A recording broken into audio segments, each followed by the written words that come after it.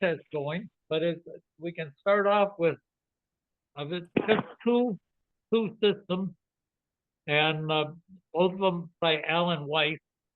One of them's pretty straightforward. I don't know how we want to handle it. It's the repair at 7 Lakeview Drive. It's a tank replacement only, and that it's a result of a failure in the Title V inspection, and including the undersized tank and the deteriorated tank. Issues a very small lot, deep installation, and coarse sand. So it's a kind of a tough one to install. The design is to remove the existing septic tank and replace.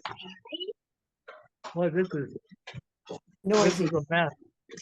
David, I just want you to know I'm gonna mute you again because the sound coming from you is clanging stuff, and it's I guess Cindy's doing dishes. I went through the kitchen. Yeah. Well, then I'll leave you if you can be quiet, then so you don't disrupt us. Then I won't have you muted. But so the design. I'm not even on my laptop because the Zoom froze up. So Okay, well, it doesn't really matter, but the issue is we've got to be able to do our meeting. yeah, I know. And so that to remove the existing septic tank, replace with a 1,500-gallon single compartment tank with an outlet baffle, but no outlet filter. Colleen says that we don't have a signed application. We don't have a fee paid either. Is that still correct? Yes, I haven't seen anybody on that. So Lee, do we approve the application and then have Colleen just not give it out until she gets the money and approve the design and not the application until she gets it? Or do we just, for someone who was so anxious that he wanted us to, hurry up and get everything done, that he's sitting on it for a couple of weeks. But how do you want to handle it? I would request that the board issue permit, and Colleen will just hang on to it until the fee's paid. We've done this, I think, in the past, and it usually works out pretty well. I think so too. So I can support that, Colleen. So okay. So we both agree. So we approved it, but you just won't do anything with it until you get the fee in the application. Yes. Okay. Right. Sounds good. Okay. All right. Thank you. Next one is the Will Roberts fourplex at 8 West Street. And it's a repair of, it's 4 2-bedroom apartments. Complete system fee, the $800 fee is paid. Review is complete. Generally, it's kind of a cleared lot up towards West Street and wooded in the back. It's 1.03 acres, so it's a small lot. There is some fill on it. Level along the street, slopes down to the east to west at the rear. Sands and stones, varying to ledge, no groundwater, no wetlands. Very high nitrogen loading on this one. Issues with limited areas that falls into the nitrogen regulation requirement, which we talked about. And I had done rapidly varying depths of ledge, slopes, and trees. And we did go in and dig another hole to make sure there was soil. The design is for 2 septic tanks in series, a 2,000-gallon tank first, and then a 1,500-gallon tank second, with an outlet filter on the second tank. There's terraced board trenches that are 3 feet by 64 feet with 2 feet of effective depth with vents. Fill is required. 1,326 gallons a day capacity is provided, and 1,320 was required. There is no reserve area. The trenches are close. They're 6 feet instead of 9. 4 feet water table separation. Ballast wasn't required for the septic tank. The SAS septic tank separation to wetlands and wells is more than 100 feet. What I have for discussions, and actually the first 4 of the items are issues that Alan's got to change the drawing on the note section, that he's got that one is we do require a trench permit, and Alan has written down that the trench permit as required by local boards might be needed. I don't know if he says might be, but it needs to be saying it's required. The second is that Right. there is no note that there's a gas baffle required at the exit of the first septic tank. That has to be included. The next, it has to be designed in effect as a 2-compartment tank. The next one is that he specifically said that the Board of Health, that he's the one that does the strip inspection, and the Board of Health only looks at it at the end of the installation. So that note has to be changed, that we require a subgrade strip inspection. He's got a note that I think he was working on fixing the existing septic tank.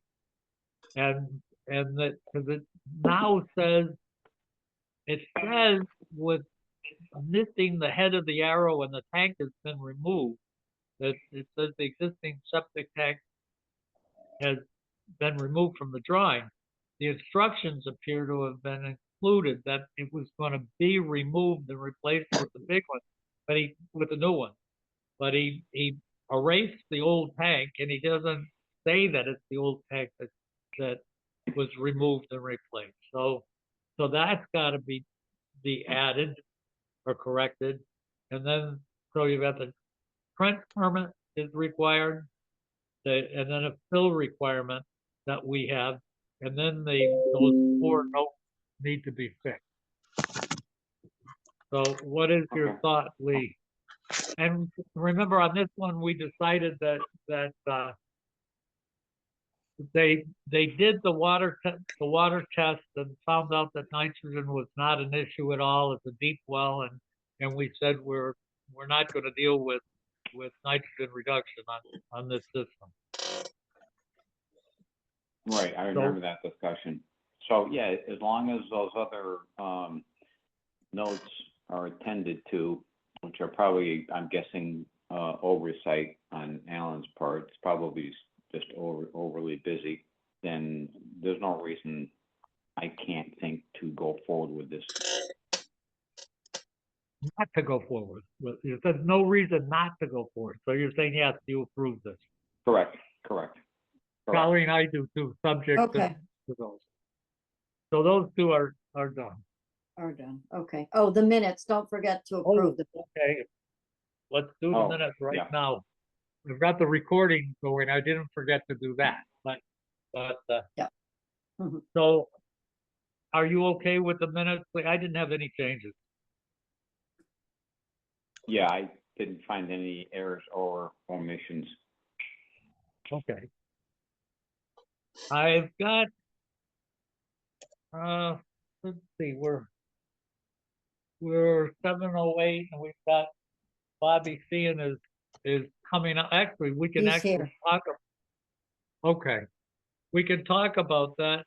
Lee, Alan Katowik called me up, and he says, gee, I have a chance to get this well on lot 1, which is a big lot on Carver Street. He says Chicopee Street. Maybe it is Chicopee Street. The frontage is where I on just Chicopee was. Street. It is. Where I was today. It is Chicopee. Okay. It is, Jack. Okay, so this one's Chicopee Street. It's an estate lot. The design for the septic system isn't done. It's all sand. We went out we actually went out there today, but what Alan asked is looks like the well driller was ready to come in and do the job, and I suggested that the Board of Health has to be protected. It turns out that since there is no septic system on the property, that by rights, it's not illegal to put a well in with a permit. But I said from the standpoint of the Board of Health, we would need something that I thought. I said, I can just tell you what I think. And I said, if we had an idea of where the well is going to be with dimensions, so you can absolutely locate it, that we're not out in the middle of no place, and the well, absolutely, the thing that prevents you from putting a well in is if you're closer than 100 feet to a septic system. So you'd have to have that on there, and you really ought to know where the septic system really is going to go, even though it's not designed. And I said, you'd need something that would be signed by the engineer saying this is where it should go, and a statement saying that Alan recognizes if it gets messed up because of where they chose to put it, then it's his responsibility, not the Board of Health. And actually, that's what Bobby came up with the design. He submitted it. It's the closest septic system to the well is 144 feet, and the septic system that for the property is going to be, looks like a couple hundred feet from the well, or 175 feet to the septic tank. And I told my thought that the board would consider that that's sufficient information to approve the well. But I said, that's just my opinion. So here we are. What are your thoughts, Lee?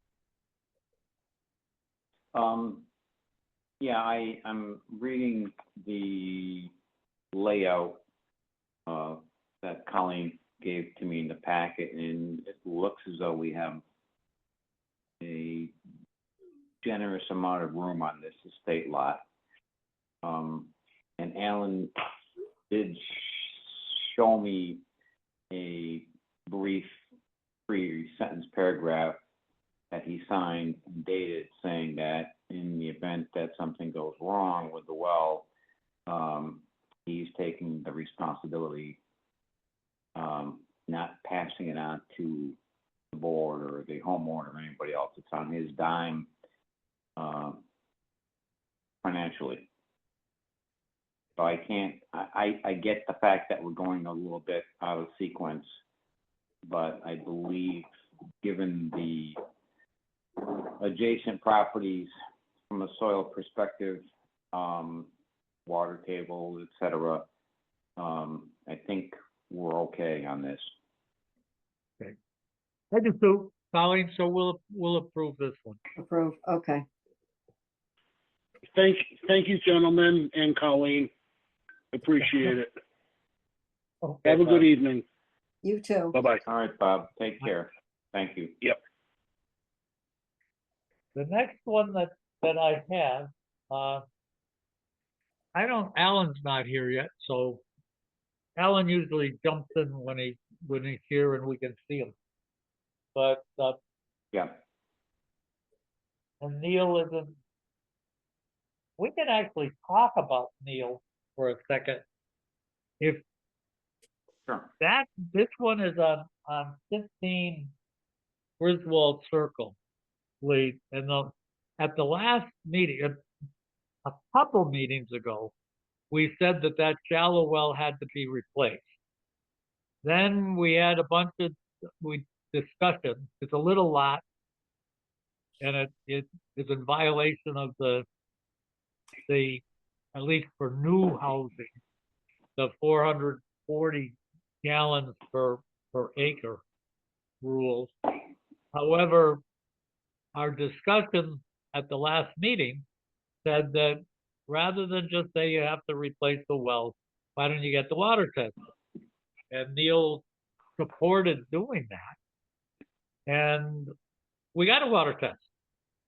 It turns out that, I don't know if you looked at it, Lee, but so they have, Quabbin does the biological, and then they have Phoenix do the chemical.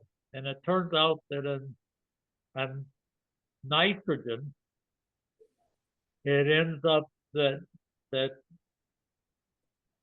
well, Bill was specifically looking at nitrate as nitrogen, I think, but it's also ammonia as nitrate, but it doesn't matter. The numbers were really low. With on the nitrogen part, that the limit is 10, and this one is 0.06. So it's 1% of what the nitrogen would. So it's not at all nitrogen affected. However, if you look, it flunked the coliform test. So it's got a bacterial failure. And I think we're dealing, I don't know what your feeling is, Lee. Mine right now is that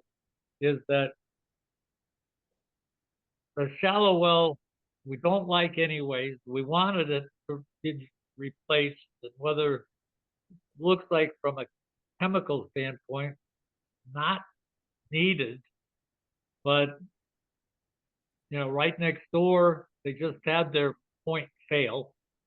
That's the one that we did the emergency installation of the deep well. This one, do we really want to start going into a shallow well and figuring out what's contaminating it and finding out is it the sewage that's contaminating it, is it something else that's inside? It just, or do we just say, come on, this is a bad well. We know it shouldn't be there. Let's put a deep well in. What is your thinking, Lee? Well, my thinking is along that same train of thought, that we did the water test,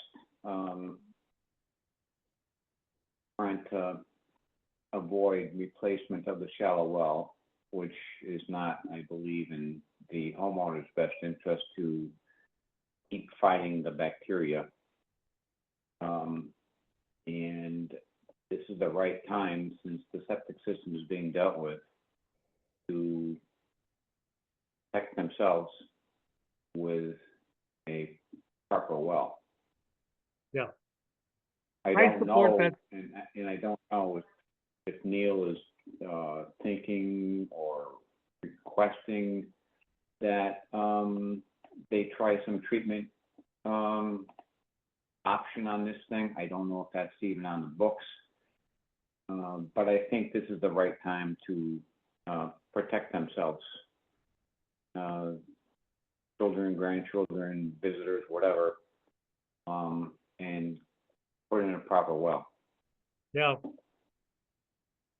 Yeah, whether you go with, they may be able to treat it and kill the stuff now, and then what do you do? Come back and make sure that it doesn't come back? Do you do it on a monthly basis? It seems, as you say, it's on a thing we'll be doing that water you know tests for all the time. Yeah, and okay, so I agree with that. When Neil gets here, I guess that's what we're gonna tell him. So, Yeah. with that, let's move into our normal approvals. We've got the time sheet for Colleen is a normal 70-hour for the 2 weeks. Are we okay with that, Lee? Yes, thank you. I am too, Colleen, so that's approved. Okay, The next one is payments to the treasurer from the Board of Health. It totals $2,210 from that. We've got $1,070 from Board of Health permits, $140 for Board of Health licenses, $1,000 for Board of Health fees. And that's it. That totals to $2,210. Are you okay with that, Lee? Yes, yes, thank you. Colleen, I am too, so that's approved. Okay. The next one that we've got, and I'd like to discuss that, but this one is Hart Catering Concessions at 115 North Street, Granby. The permit to operate a mobile food server for events at Wine House and the Wine House and Vineyard at Jameson Farm. My question on it, when you look at the base of operation, there's a note from the owner of Hart and Jim Trumpy saying while they're there, the temporary base, the only thing is the temporary base of operation that Wine House and the Wine House and Vineyard. So that's only while they're there, and it's only temporary. So my concern is that what happens to all the food when they're not there. And I'm not sure that at this point that, Colleen, you can maybe tell us, is a Wine House a certified kitchen at this point? I'm not sure they have a license for food prep, do they? Well, they have their food establishment, but that was basically because they were serving wine. And I actually did ask Lynn about that because I knew that this Hart from this catering company wanted to use them for her base of operations. And she said, Lynn said, I don't know, I'll have to look when I'm there. And I didn't hear back from her on whether she thought that was suitable or not. So I don't know if they're set up for that. Now I know her that statement says she's going to, and she told me she'd be preparing it in the food trailer of hers. But yeah, I don't know if his And it place is clearly says that set it's up only the base of operation when they're there. when they're It's a there. Yeah. temporary, so this says, who knows, does she put her food on the back porch at her house when they're not there, or this, I don't see that as being a base of operation. But Yes, Lee, it what- should be someplace she can use when she goes to other places to do her events and. right, Mhm. that the food has to be stored, and if there's any Mm. preparation or. Lee, what is your thing? I had This- actually I have 3 items there. The second one is that she says she is having to get water from the Wine House, and I don't know. No. I can't remember having anybody go and look at the source of water for Wine House, the Wine House, and how it's given to these, what kind of hoses, what kind of connections, are there vacuum breakers, or who knows? I don't see that we've ever set anything up to supply water from the Wine House. The next question I have, if you take water and connect it to a vehicle and it's going to a sink or something, where does the water in the sink go? Does it just go out on the floor or on the ground? I mean, so that the typical thing I would expect from these other vendors is they have their own self-contained water supply tank and a waste tank. Right. So does this person have licenses in other towns, or is this the first thing we're looking at? Well, I know they did not get a license through for Belchertown at the Belchertown Fair because she did not have a base of operations. She has done work at charter days, but she's never supplied us with a base of operations. So I don't know Okay. about other towns. So, well, all right. There's too many, too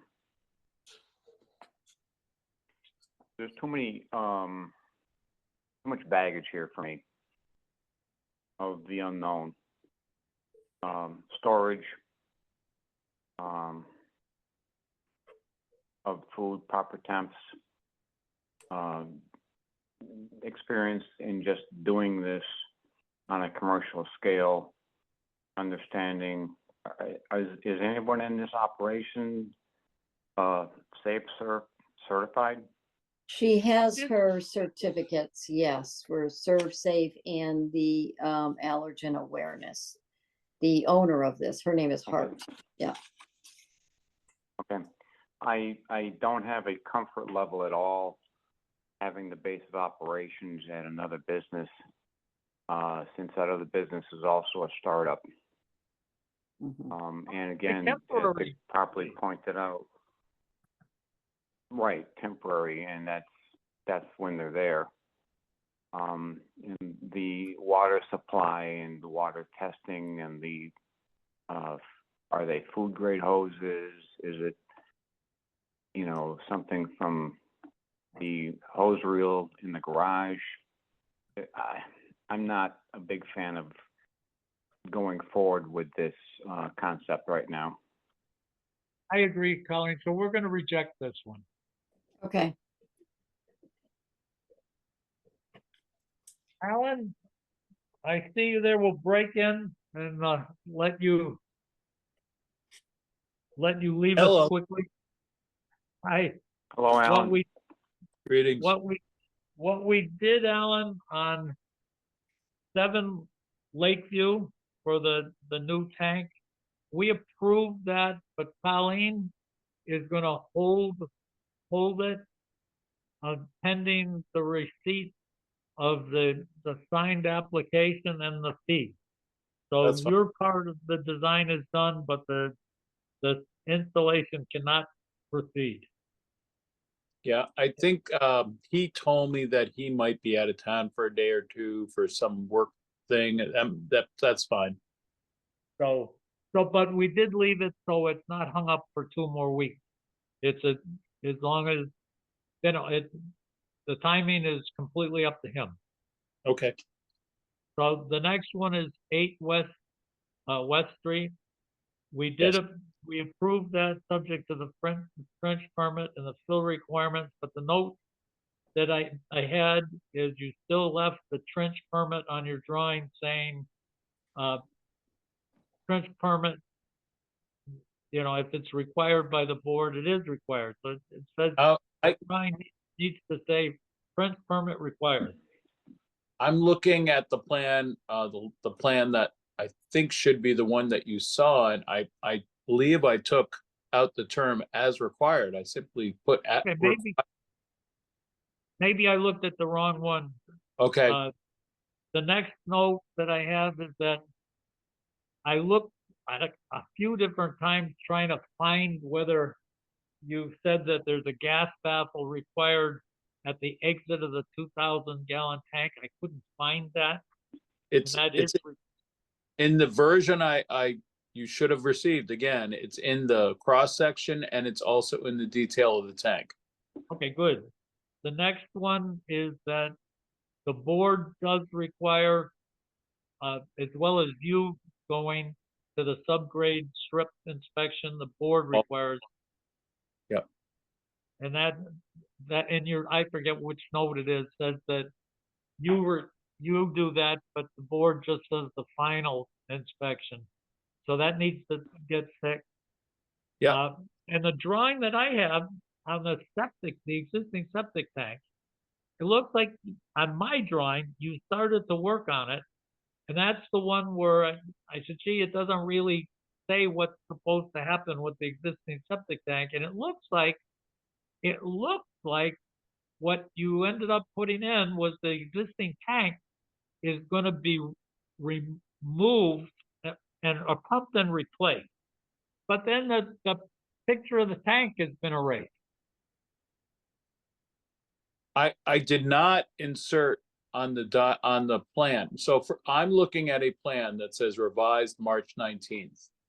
And that is, and I can get another copy, of course, too, by all means, but it does state clearly that the boat first baffle and the first tank baffle has to be there, and the second tank has to have a filter, and it says it in two places.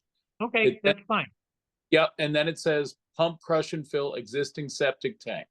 Now, I Okay. did not show an outline of the existing tank simply because it's in the same location as the first tank, but I did not know its orientation because I never did a Title V there. Yeah. So it just One of points. your drawings, I think, correctly said if it turns out if it has to be pulled out instead of filled, crushed and filled, if you're going to use the same hole, then it comes out. But so if you've done that, all you've got to do is make sure whatever your drawing is, it just has to, hit these spots that we had, but we approved the design and it's all set. Colleen Okay. can sign it and just whatever, if you corrected all those things, fine. If you haven't done all of them, just make the changes and send Colleen a revised copy. But if your latest copy is, as I said, somehow or other, I think I lost your latest copy.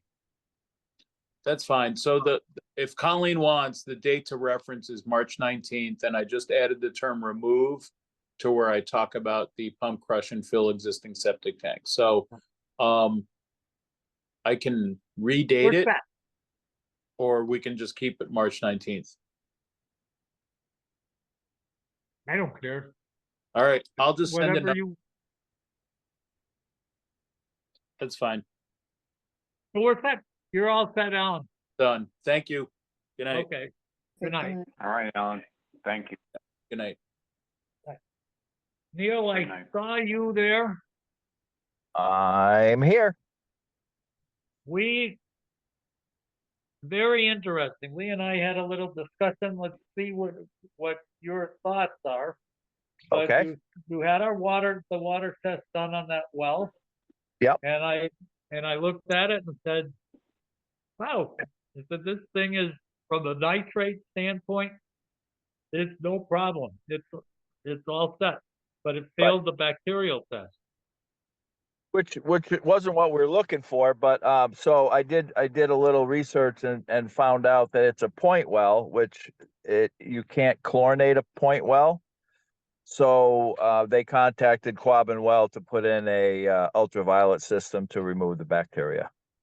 I think that we would like on a point well, we don't want the point well there. And we would like to have that well replaced. And going after a point well and saying, okay, it's bad, and we're gonna try to treat it. And then what's the operating and maintenance, check on it. Who's doing the test to make sure that the thing in fact is running right? And we're throwing, as we know, the well right next to it went bad, and the well driller said, you know what? You get 20 years or so out of these points and you got to replace them anyways. So Lee and I are saying, let's fix this thing and replace it, not add the Band-Aid.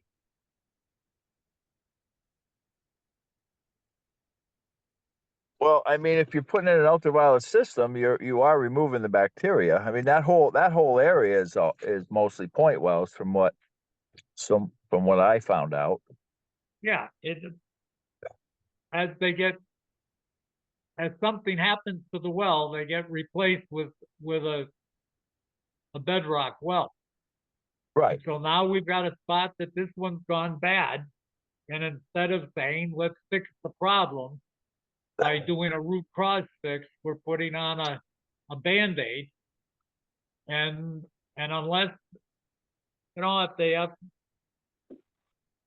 if they're willing to do tests that get submitted to the Board of Health, and you submit the operating and maintenance schedule for this thing, and they sign off and they contract with someone to do this, then I guess Lee and I can talk about that, but Lee and I definitely are saying that this is a Band-Aid and it's not a root cause fix, and it's not a strategic move, it's a tactical move to try to pass this on. I don't know whether they're selling the house or whatever, but they're. No, they're not selling the house. I mean, I understand your concern, but I mean, Granby has quite a few shallow wells and point wells, and I don't think I don't think it's reasonable or fair that if somebody has a failed septic to make them replace their well. And we agreed with that. So we said, let's test the well, and then you got a failed well, We didn't get a failed well. We had bacteria, but I bet, I mean, which if you means it test it, failed. Which well, means it failed. it needs to be treated. It's not failed, it needs to be treated. I mean, But you've got I would be willing to bet if you tested all the wells on that street, maybe 50% would have bacteria. And that's exactly why we're trying to get rid of all the shallow wells.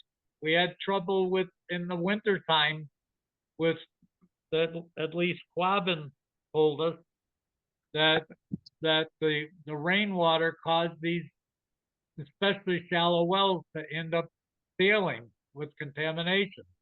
So Right. without a doubt, what you're pushing for is something that is not in the right direction of doing the right fit. Lee, jump in on whether, if you come up, So, go ahead. what length of time are we talking about, Neil? If we do consider, the treatment option here on this point? Yep. We looking at a 2-year run? Or, I think that would be fair to know that- monitor it. I mean, I guess my issue is, yeah, unless you're gonna say every single point well in the town of Granby has to be replaced, you shouldn't single out one owner just because their septic system failed. Because that bacteria And we didn't. probably is, well, you are. we're trying, We we're said the trying to well save the failed. homeowner from themselves. We said, Neil, you talked about it last week, the last meeting, and we said the fair way to look at this is to test the water. So For you did test. nitrates. Well, you tested the water. Nitrates was included, and we Right. found out the water's not good. But yes, in terms of the Board of Health, we don't allow new points to go in, and No, and I'll blame you. and we're trying to do everything we can to get them replaced. Now, this guy is not, when he finds out that, gee, the point is rusted and that he's not getting any water out of it, he's going to end up putting a deep well in anyway. Just Yeah, like you're what right. 16 did. Right. And so if you're looking to prepare for us something that says, I am recommending that this is what goes in, here's the piece of equipment that goes in, here's the person that's going to do it, here's the warranty that goes with it, here's the maintenance schedule that goes with it, here's the contract to do the maintenance, and here's the testing, and we're going to do the testing at whatever the interval comes out. And let's say we say, okay, we're going to make sure that this goes for at least 5 years. Because this isn't that it goes away. It's, you're saying this is the Band-Aid that stays and stays and stays and stays and keeps replacing it. Each time the bulb goes bad, you have to go and put a new bulb in, and so you're putting in a maintenance required system, and just fixing it once isn't the answer, because you have to put a permanent fix in. So I guess Lee, I don't know what your thoughts are, but if you're putting something in, you can't walk away, because you put something in that needs to keep working to be safe. Right, well, I mean, Well, not to be exactly. not to be the devil's advocate, No, but go if I have a drilled well and I have bacteria, and I chlorinate it, and you say, okay, now you're fine. Well, I don't know where the E. coli came from. I don't know where the bacteria came from. And I surely can't say I won't get it back in a month. But, The guys that do the work, Neil, you're the one that starts off saying, well, we can't chlorinate one of those wells. It's a uniquely nasty well. but And but chlorination's a Band-Aid also, if you don't know where it's coming from. and they usually go and try to find what it is, or in our case, if it keeps coming back, they have to put a new deep well.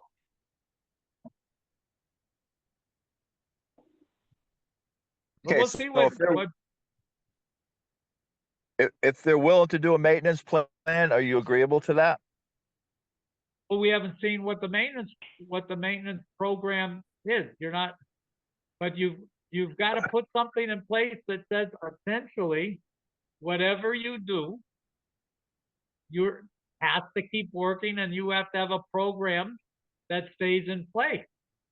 Okay. It's a lousy way to fix this. Well, I agree. I think I'm not arguing that the best solution is to drill a well, but I mean, you're asking somebody to spend $15,000 when they already have to spend $25,000 to fix their septic, and they're not selling their house, so it means they have to figure out a way to pay for all this. So you can, Lee, Well, do we my have any- feeling would, do we have any? No, go ahead, please. no, I was just saying, my feeling would be that you come up with a plan that says, here's what we're gonna put in place. And yeah, if you go out 5 years or 10 years from now, your plan is still working, and you've put something in place to make sure that happens. And maybe it's something that requires that reports get sent to the Board of Health, but it is something that we don't know that these people are gonna sell this in a year from now or 2 years from now and pass it on to the next person. But you're putting something that says, to be safe, this system has to work. So someone's got to be measuring it, Okay, be that's fair. maintaining it, and measuring it, and come up with that plan. Right. Okay. So I guess Neil, what I'm thinking of top of my head, is that the duration of the monitoring is key, as well as the estimated lifespan of the equipment they're introducing. Right. You know what I mean? And Yeah, I mean, I'll talk to. and I'll whether talk, or not, and if they're and it's none of our business if they're thinking about selling in 2 years anyway, then this might be the right time. It's not my money, but certainly we're trying to protect themselves from themselves. Oh, and I 100% agree with your philosophy. I'm not an advocate of point wells. I've never been an advocate of shallow wells, but there's a lot of them out there, Yeah. and unfortunately, there's nobody tests them. I mean, this person said we've never tested it in 50 years. We've never tested it. Well, that's not a good policy. And there's children there. So do I agree with what you're saying? Absolutely. But again, you're asking a young couple to come up with an extra $15,000. I mean, if they can put a Band-Aid on it, as Dick said, and keep the water clean. And again, I think I mean, obviously that's very important to keep the water palatable and clean. And, maybe down the road they will, invest in a well. And if they do try to sell it, you have another shot at them because they have to do a Title V. I bet it's still with that. I'll give you another option, Neil, that maybe fits for everybody. That maybe you put something in place that said, you know what we'd really like to do is get 5 years or 3 years, whatever it is, before we replace this well. At some point, they have to be aware they're going to have to replace the well because the Yeah. point just won't keep working. Right. And Oh, no, so, and I agree.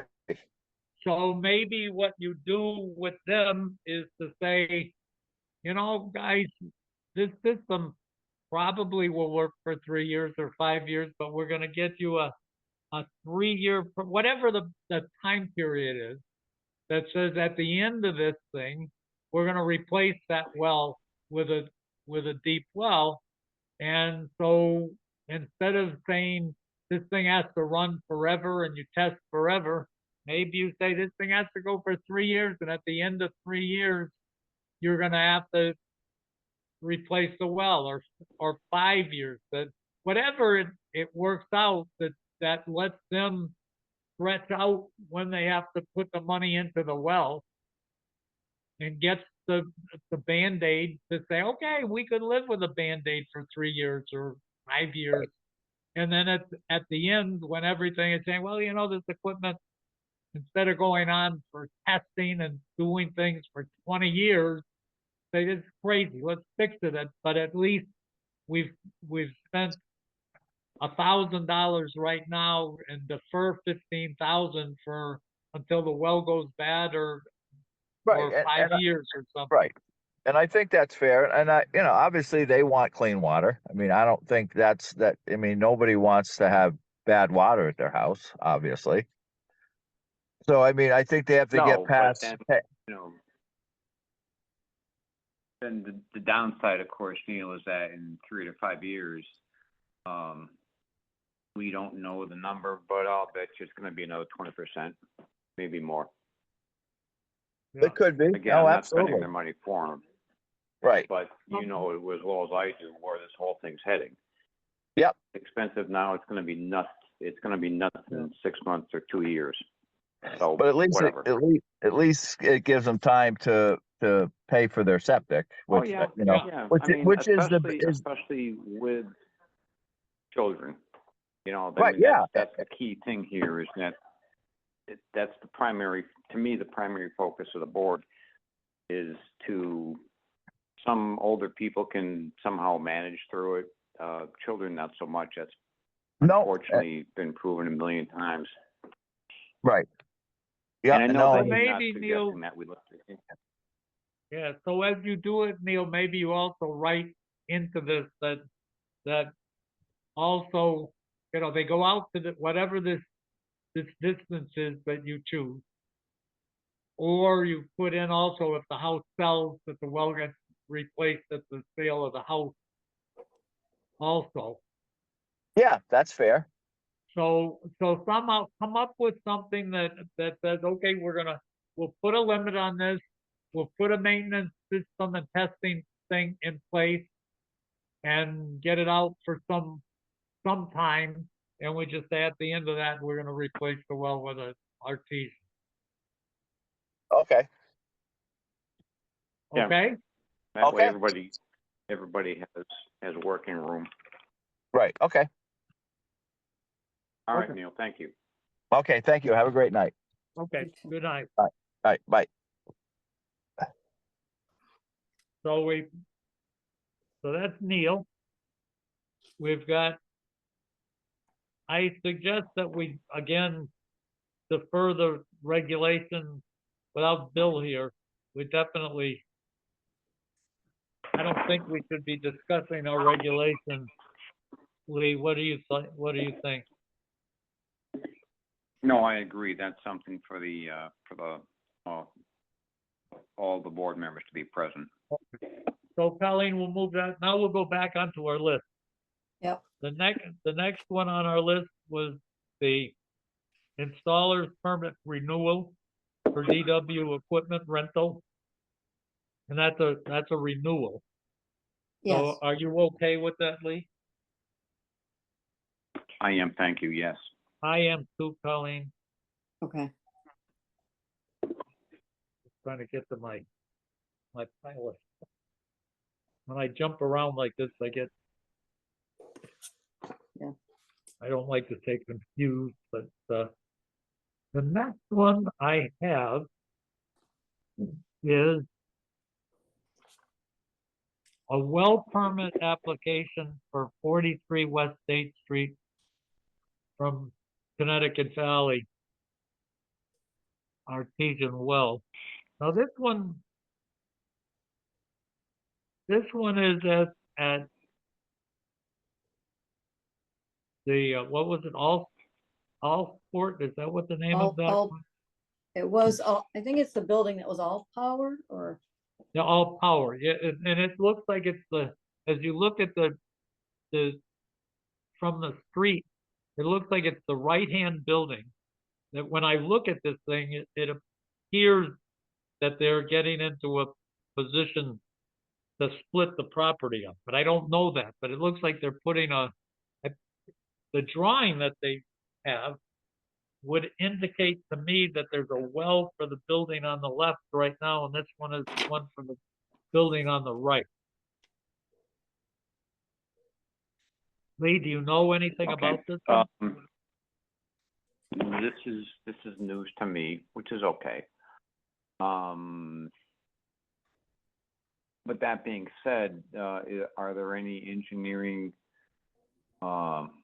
proposals for whatever they are planning on doing with the waste from that building?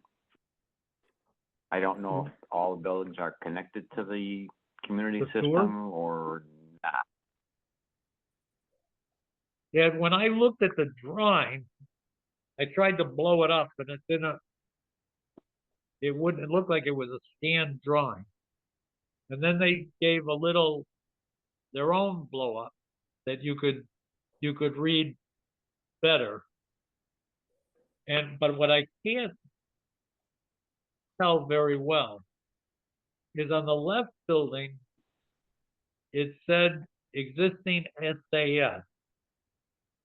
And so I'm guessing this was before the sewer line went in, or as part of the sewer line. Because they There have was some, note saying existing sanitary sewer manhole. But I can't read very well is if you look at the right side of this drawing, again, when I try to blow it up, it just gets blurrier for me. That it looks like there is a drain, but it could be a parking lot drain, except that it seems funny that if you were going to drain into a brook, you wouldn't move out to the street. You'd move out to that brook that's in the back of it. is this drain that you're referring to, Dick, in the front of what was the old motorcycle showroom? No, that's a different one. That's the one I'm looking at shows, and again, the little blow up that they have is only a little corner of their big drawing, and their big drawing is as I said, it looks like it was scanned instead of being a PDF of the original drawing. So when you blow it up, it just ends up that everything is just illegible. So Okay. I can only, well, I hate to be assuming things, but it appeared that the old showroom, which was, you know, if I call the one on the left the showroom and the one on the right was the, I don't know, the warehouse. But it looked like the one on the left had a septic system in the front. And they ran that one out to the sewer. But the one on the right is got what I just can't read it. But it looks like to the left of the building, right up touching the building, it looks like there are lines that were coming out. And it says soft cut something compact and paved area with asphalt. And it would look like they were making a trench and going from halfway down the left side of that warehouse straight out to the street, like there was another sewer line. But I can't tell. Okay. And this Okay. is on the, That building on the right, I think that was the old, power boat, showroom, if I'm thinking correctly. Which doesn't really matter, but anyway, so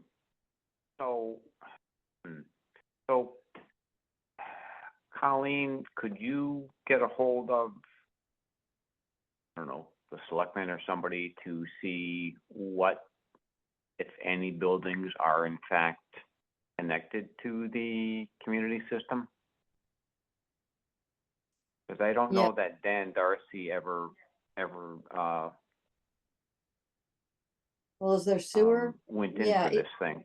It says Yeah. existing 6-inch or 6-foot or some 6 sewer stub.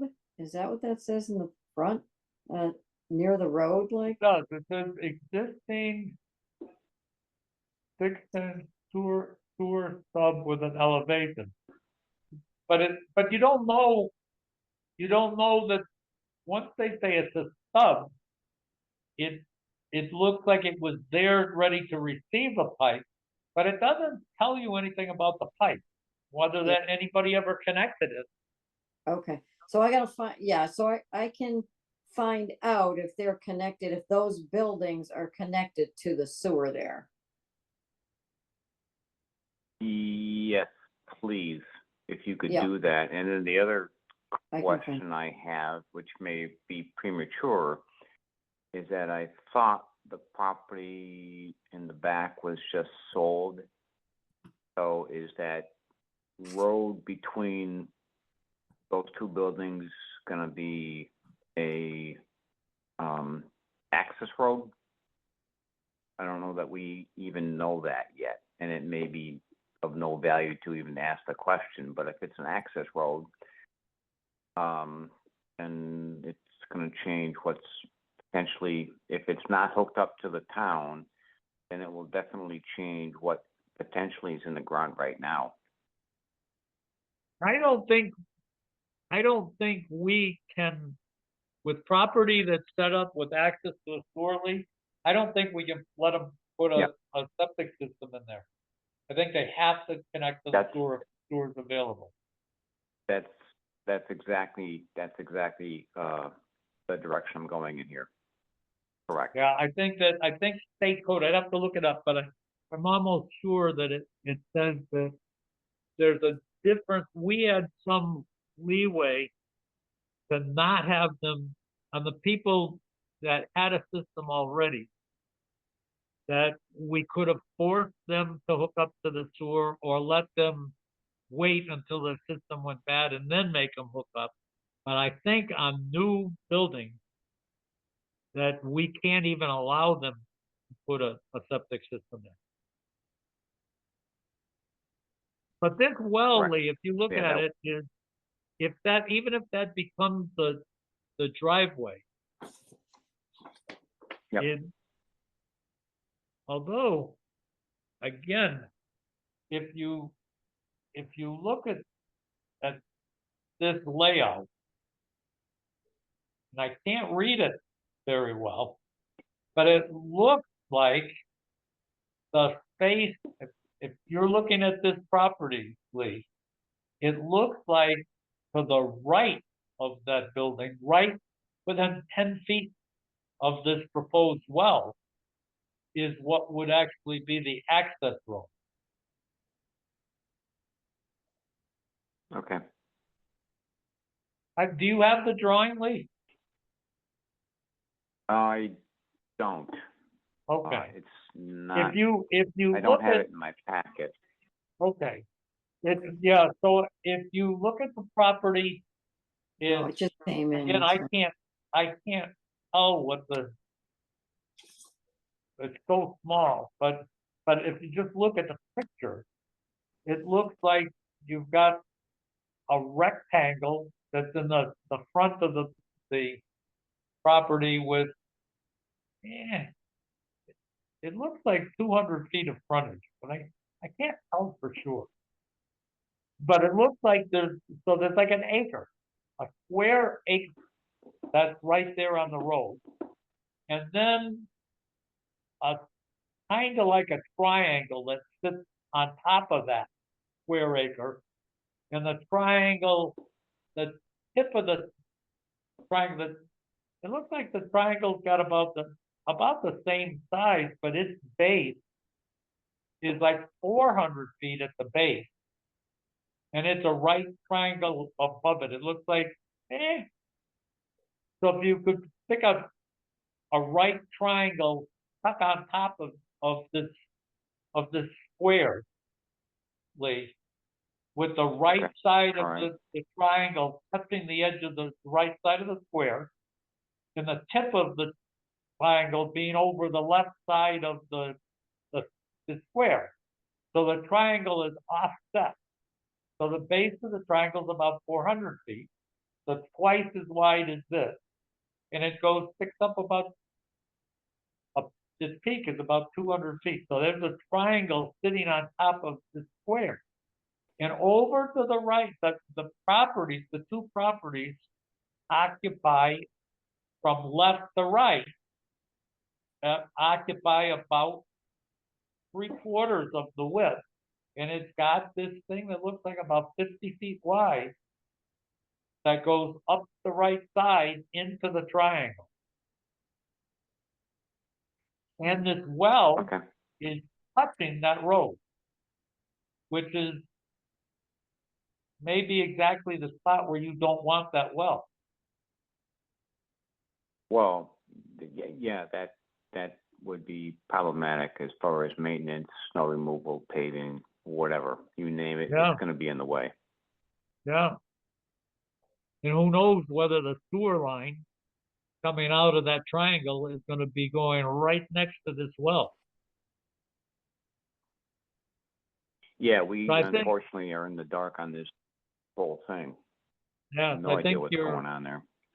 your suggestion of finding out what's connected to where, but then also what's happening to the back, so we can make sense of where you put that well.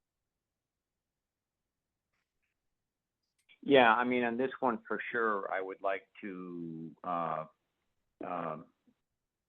defer any activity until we are enlightened by the proposed usage as well as what may or may not be in the ground, connection or not connection to the community system, and whether or not that access road is going to be part of a future access road to the other side of Pleasant Street, heading The to other South thing, Hadley. Lee, that somebody ought to be talking about is what the future use of both of these buildings are, because Yep. we ought to, this whole thing ought to look at public water supplies, which ones are gonna be public water supplies, what size is that, the protection circle. This is not a just throw it in and let it rip. Someone's gotta be saying, let's engineer this according to code. Well, for sure, and that's actually a really good point. In the event that somebody's going to open another daycare, maybe another some type of a restaurant, whatever, the water issue can be huge given the limited space available. Yeah, So now's the time to clear the area up and get some good information. there could be, if these become Oh, yeah, public water supplies, there could be distance requirements from the sewer lines, and so this really does have to be engineered. It's not just something that should come in from Joe Dilk and say, hey, I want to dig a well. No, and yeah, this one here needs to be on the back burner until everyone is crystal clear. So there's no misunderstanding of permitting process and the future owner. In fact, if you look at the owner, there's kind of a sleeper in the name that ought to be making us say, what exactly is happening? Because the name of the owner is Alpine Heat Pump and Kinetic Estate. So Okay. I don't, what sounds like a nice business of Alpine Heat Pumps and whatever, but once you put Kinetic Estate, Estates,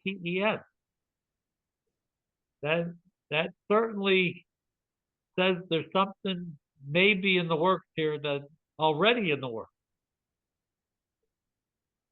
Yeah. Yeah. So Colleen, we're not gonna Another approve this. Okay, couple so of what weeks on should this I, thing is not gonna tell them? mean anything. That we wanna understand where well, we can't read the drawings anyway, but Yeah, where the sewer connections are, what's connected, what's not, what's the future plan for development yeah, of this property. Or, once we say Kinetic Estate, we don't know that these people are only working on this property. They may have big things happening down there. Hmm. So we should try to understand what's going on that at least they know about or think about. mm-hmm,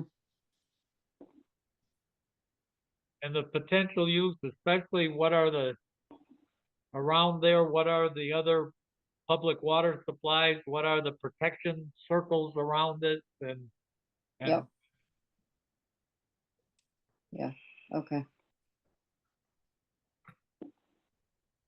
I'll fax this over to you tomorrow, Lee, so you can have it. It just came in, that's why it wasn't in your packet, so, That's okay. No worries. No worries. Yeah. That'll just be so you fine. can Thank see you. what we're talking about. okay. So But then I we've got, I mean, got- I got a visual of it, but, again, without knowing what's really in the ground or what is proposed to be in the ground in the future, rushing into this thing is gonna be, it's gonna haunt us. Mm. Yeah, for sure. So we're gonna wait this thing out. Mm-hmm. Okay, thank you. I have another one that's a COC for 142 Carver Street, a repair. Do you know what that one? I thought I had a sheet and I don't see it. I might have stapled it to one of the others. Do you know what that one is at 142? Carver, Lee, are we? I'm gonna grab, let me grab a street list. This one's not, not registering right now. Give me a second here, please. Yeah, this would, for all we know, this could be way up on the hill, on Turkey Hill. Right, that's what I'm wondering. Okay, so 142 Carver. Let's see.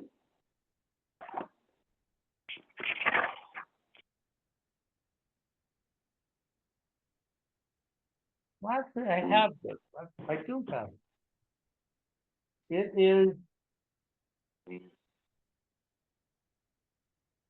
actually, I couldn't tell from what this was, but it's Paul Bolio. And Cold Springs, Alan White, Keith Bradway. Oh, wait a minute. It looks to me like it's a component replacement. It's hard for me to see what it is, but it looks like it could have been a tank. Oh, this might be 4 or 5 months old. I was on Carver Street probably in December or November, and it's one of those, you go up and then you take a left, and in the back where all those houses are, Yeah. back in there, and that I was with Neil Jackson's helper Bob, and this was a component replacement. So what do you think? It Long was a time ago. D-box? Yes. Although I this can, is you know what I can definitely do tomorrow? Alan White. White signed off on it. Mm-hmm. No, there's no one that I'm looking at. Alan actually did sign off. It looks like his date that he signed it was 4/8, so he just signed this thing. Okay. And the installer signed it on 3/26, but you don't know anything about that. You just know that that's when they signed this paperwork. 142. Oh, this says has been done in accordance with Title V and Disposal System Construction Permit. And it is, the permit number was R, wow, 2022. 2022. And it was the date, the permit date was in July of 22. But it doesn't tell you when the system was installed. They took their time putting this one in, huh? Yeah, they must have really needed it badly. Yeah. July It of sounds 22. to me like what we should be doing is, Lee, you need to learn more about this one and deal with this 2 weeks from now. Yeah. I agree. I'll reach out to Alan, but in the meantime, I think we should let this thing rest. Yeah, It's too Okay. old, and it doesn't make any sense at all. okay. Then let's see if we can go through Okay, forget the it. rest of these. Yeah. One is the Belchertown bullet incident. I did, rather than wait for this, we've seen a couple letters, Lee. I don't know if you've noticed them. But apparently there's been another bullet incident in Belchertown up on Yeah. Ledgewood. I don't know if that's the real name for it, but Mountain. this one was on the, let's say it was several weeks ago, and apparently there were a bunch of people there at a sniper training program. It looked like a 1 week sniper training. And near the tail end of that training session, a bullet hit a house again. And we got a couple different letters, and one of them, I said, gee, this woman was reaching out and asking for help. And I said, you know what? I'll just call, and I did tell her, I said, this isn't an official Board of Health call. I said, what I'm going to do is I'll tell you what I told Williams, I think is his name. I said, you're the counterpart of Chris Martin. That I reached out to him and said, we know one thing, we think about another thing, that we think a bullet could be coming from a rifle range in Granby. We think that it could be. I said, what we know is that the bullet hit properties in Belchertown. I said, we know the people in Belchertown are at risk from bullets hitting them. I said, we don't know that they came in Granby. We surmised that they could be. And I told, that this is what I told the woman. I said, the Board of Health said that they would be, Granby Board of Health would be willing to be part of something that reaches out to the state from 2 towns, but the Board of Health in Granby was absolutely, the Board of Health had talked to the Chris Martin, and and Chris Martin told me that the attorney, our attorney, said the same thing. This is a battle that's going to be an expensive battle that we don't know that Granby, the area in Granby is the source of the bullet, but it could be a Second Amendment rights issue and National Rifle Association involvement, and it's going to be a big battle. And Granby would be willing, the Granby Board of Health would be willing to be involved. But the problem that we know is a problem with people being put at risk in Belchertown. And your manager, or whatever his title is, told me he was going to be working with, talking to the Granby Board of Selectmen, and he would get back to me. But he told Dick Bombardier, speaking for the Granby Board of Health at the request of the Granby Board of Health, that he thought the problem was Granby, and Granby had to handle it, and Belchertown wasn't going to get involved.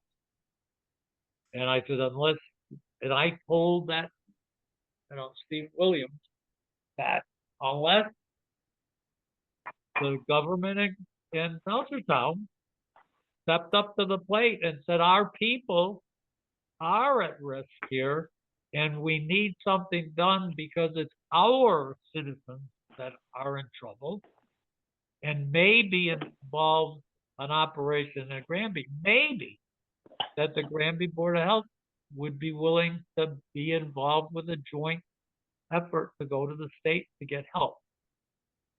But I said, if you as a town of Belchertown don't think it's important enough to get involved and lead here with your people being at risk, the Granby Board of Health is not going to do it.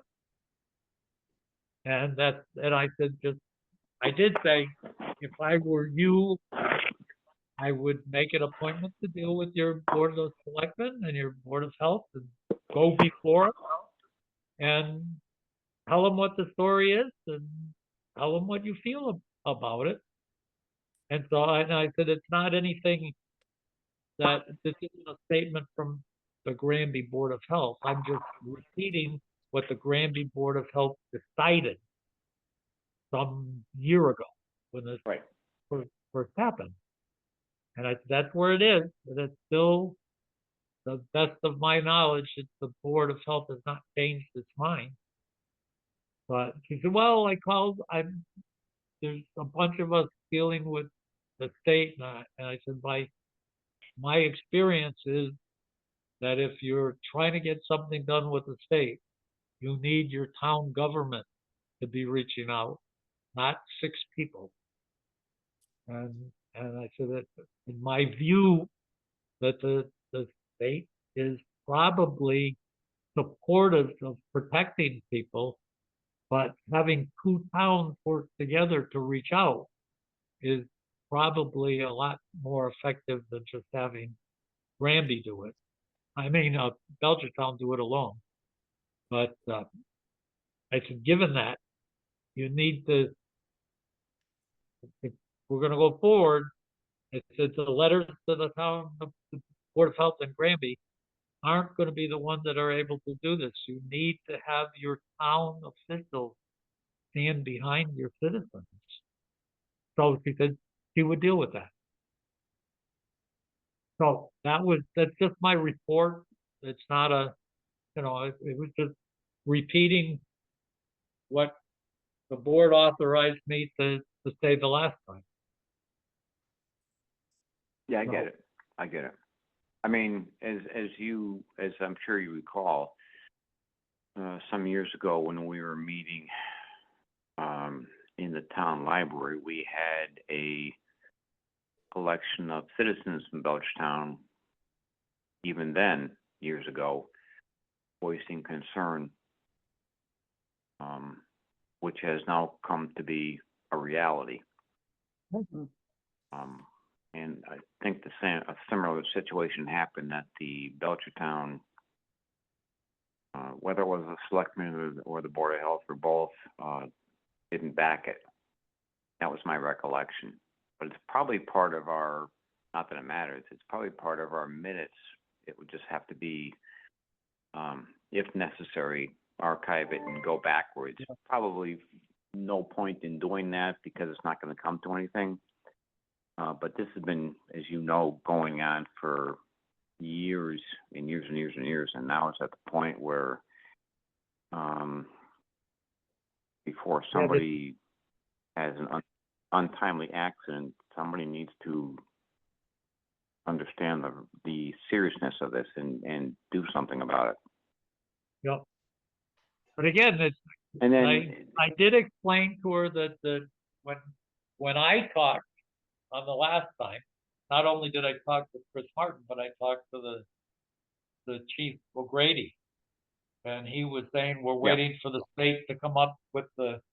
I don't know if you recall it, they were waiting for the state to say this is where the bullet came from, and he said I don't think they're, because of the condition of the bullet and how it hit, they maybe can't figure out the path of it. But now apparently you have another one.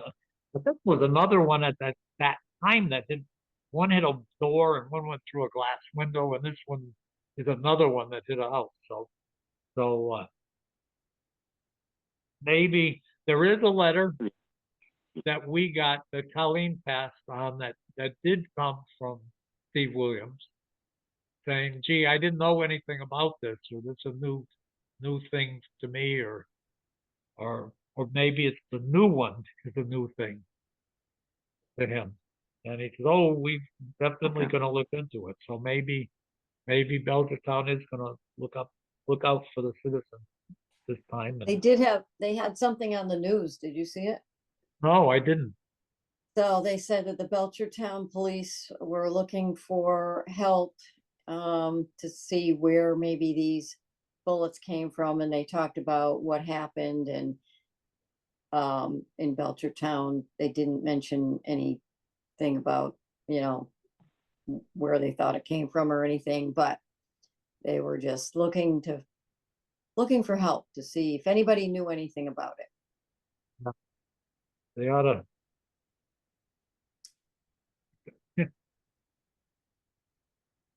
I guess as we surmise, we don't know for sure. But when you have No, big guns firing at the direction of those houses, and we know where the big guns are fired from. And when you probably, for me, I'd at least saying, I got this bullet in my hand. Wonder what kind of guns shoot those kind of bullets.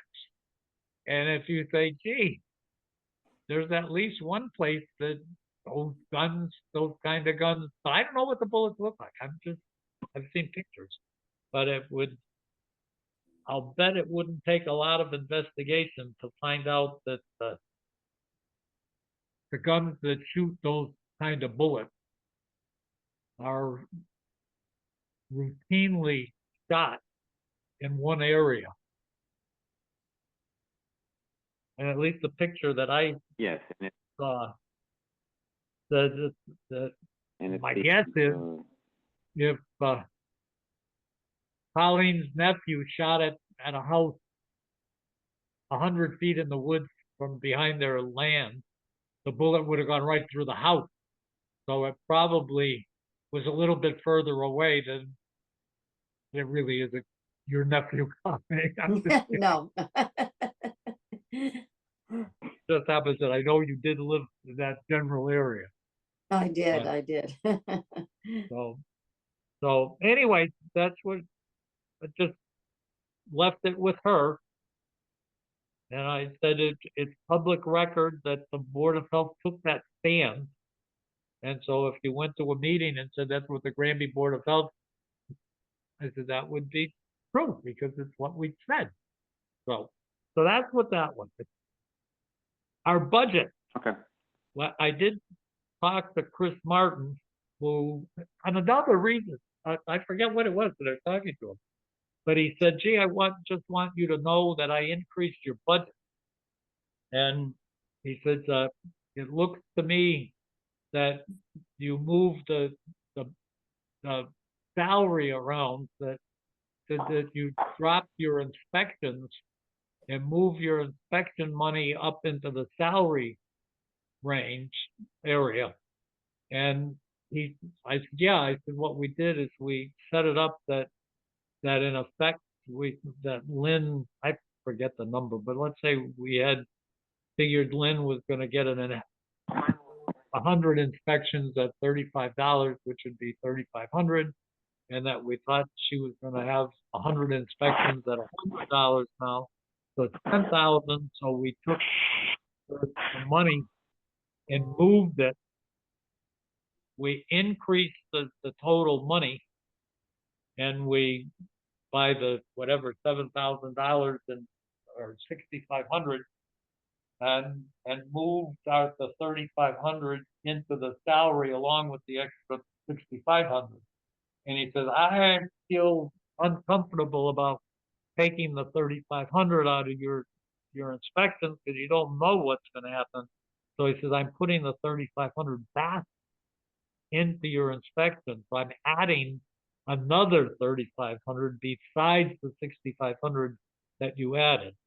So we put that in your inspection in case you have to hire someone else to do something. And I'm also putting the 10,000 into the salary budget. So I just wanted to let us know that he increased our budget from what we asked for. Okay. And Very good. so the rest of this thing, we do on mail, complaints, emails. We got a bunch of complaints from David Gasperry on 12 Ken Lane. He's not on 12, he's on 14, but about 12 Ken Lane. And what I found, and I think I sent a note out to Colleen, is that I wasn't super happy with at least on the surface of what was done, but apparently a drain company came in, and from what I could gather, and I don't know for sure, but what I can gather is that they broke up the cellar floor, part of the cellar floor in 12 Ken Lane, and looked like drainage pipe around there. Whether they put a trench, I don't know. I didn't talk to anybody. But the net result was it looks like they got rid of the 5 sump pumps that were supposedly there that went out the back. And those pipes and everything are gone that are going out the back. And they put one discharge line that went out above the sill on the front, in the front right corner of the house. And they had, it looked like about 1.5 inch line, and they put a pretty rigid connection to a glued 4-inch line that goes out onto the grass. I would guess it's 20 feet long, 30 feet long. It goes within about 5 feet of the road. And pretty rigid connection, and look like glued pipe. It looks like it's not going to go away. I had stopped down when they first started the work and said, "Hey guys, I don't know what you're doing, but you have to know that the owner is under an order to have this water go to the front of the property, not to the back of the property. So if you're doing that, please be aware that we're going to end up taking the owner to court by violating our order. But now that you know that, we probably are going to take you to court too, because you're doing something that you know the Board of Health said you can't do." So the next day, the pipe came out the front, and we ended up with water going down the street, and then we got the complaint from the neighbors about the flooding in the street. And then one day I was going by checking. I wanted to really see how the pumping system was working. And in the pump cycles, it looks like there's probably only one pump, and it really has a big flow once it goes. It cycles on and off, and it's hard to tell what causes what. But the pond that's over on the Gasberry property, I really haven't seen flooded the way it was. Rain is obviously different than it was, and the ground is different. I don't think that we've dealt with any frost, but I haven't seen that pond come back. And when I did walk around the house to verify that the pipes that were going out the back are gone. And when I did that, there wasn't water on the top of the ground anymore in the back either. So it doesn't look like the system is certainly pumping water out onto the street and going down to the catch basin. And I did talk to the neighbors across the street, one of the neighbors across the street, I think it's 9 Ken Lane. And he expressed his concern that we were just going to have a flooded street forever and ever and have an ice problem. And I told him that I had talked to Dave DeRocher and Chris Martin, and our plan was probably to end up with some kind of if this works, with a drainage pipe that goes next to the road that maybe everybody can hook up to, and we're gonna, if we verify that, give it a month or so to make sure that this water system really works. And let's talk about what it takes to get it below the ground and out of the streets, and maybe then, David DeRocher can work on even fixing the street up, but at least get the water out of it. And the neighbors seemed satisfied. I did explain that it's probably now that we've seen we can say we've seen that it worked, but it caused a mess in the street. That the solution now is, how do you get rid of the mess in the street? That it would be really, in my mind, unlikely that we'd ever say, okay, let's stop the mess in the street by making 12 Ken Lane fill up with water again. That's probably not the approach anybody's going to want to take. that everybody's gonna say, well, now that we know it's gonna work, let's get this water a place to go that's below the surface. And I did explain to him that when Dave DeRocher said the water table is so high that he can't put a new catch basin in, and he can't put a pipe in there easily. So that's probably going to end up being some kind of a force kind of system to pump into it and have it go out. But that's what I saw. I did go down today. I wanted to see what happened. We did get a note from Mr. Gasberry again, saying that the owner had been in the back of their house with flashlights and moving hoses, and I'm Lee, I don't know. Well, you can't. You're at the spot that I'm just telling you. You can't, because you're in contact on this. I'm just having this be Right, yeah, I get on you. record, I on got you. record. But I'm at the spot that I'm not gonna be subjecting the Board of Health to harassment complaints, that a neighbor has a right to be on their property. They have a right to have a flashlight in their backyard at 8 o'clock at night or 9 o'clock at night or whenever it is.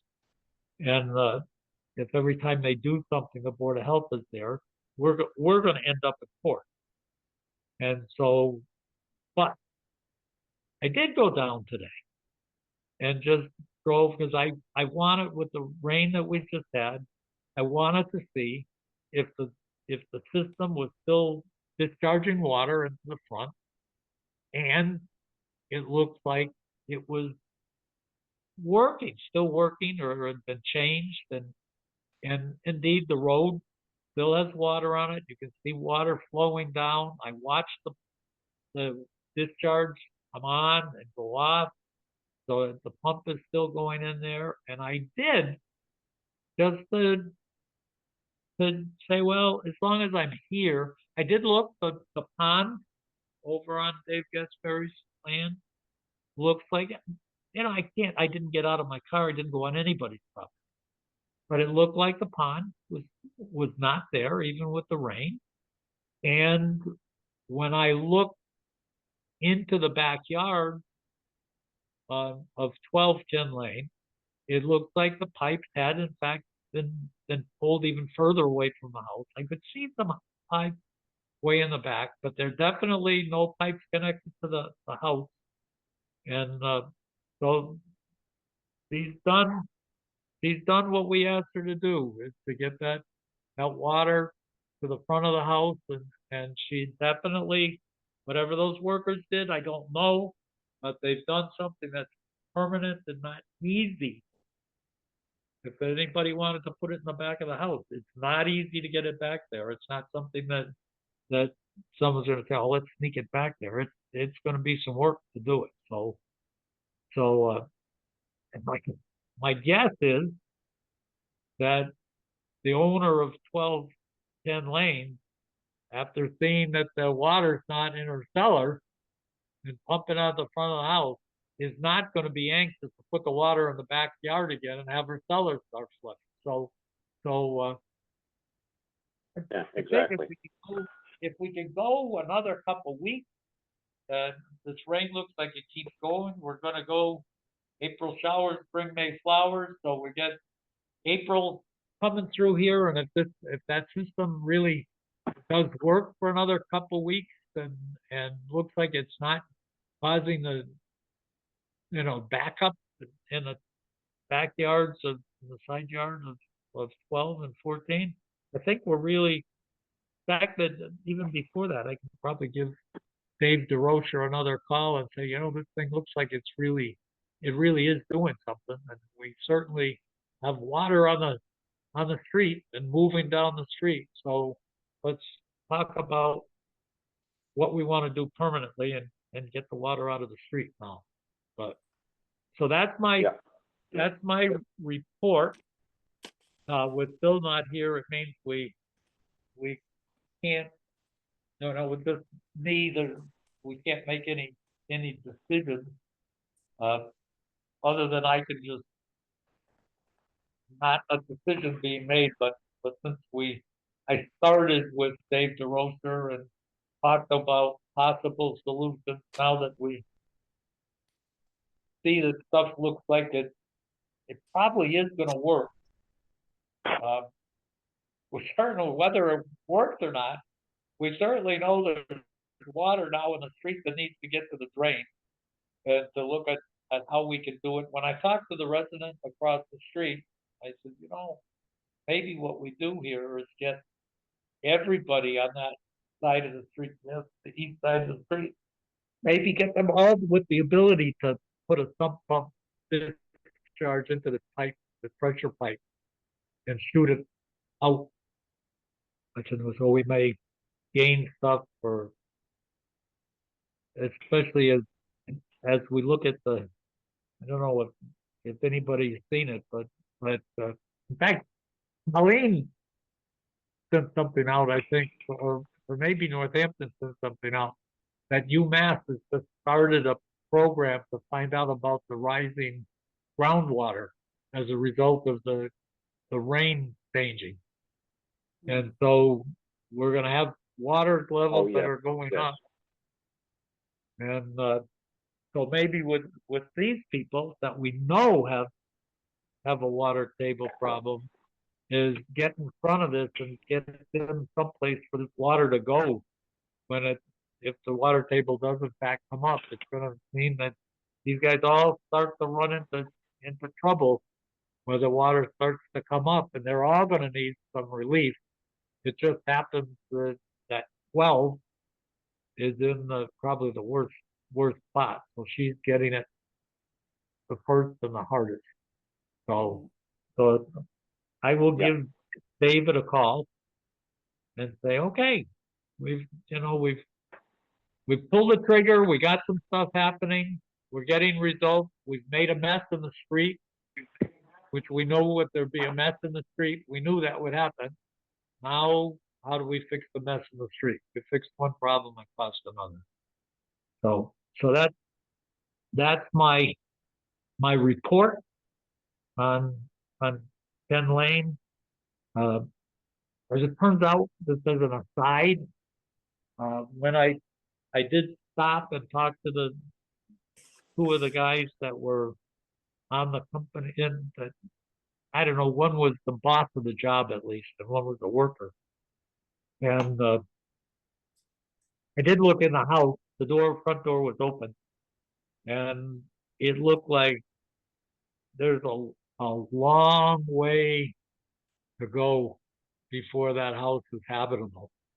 We're still all plywood on the floors, but the walls had some kind of wall board, like 1 foot wide wall board that looked like they were going to be plastered over, but they hadn't been done. And that kind of work, though, in a week you can get a lot done there. But it looked just generally, it looked like there's a long way to go before anybody's going to try to live in that house.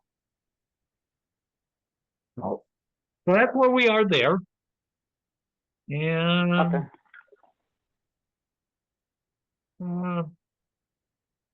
Colleen, did you find anything out with Nancy Jinks and the flu clinics at the school, or were you able to do anything with that? Yes, I think that, what they said is the flu, vaccine was, both the regular and the high dose. Okay. And they also have COVID vaccine, if they wanted to do that. That was Northampton. Nancy said she would do a flu clinic if you wanted her to at the school for anyone in the community.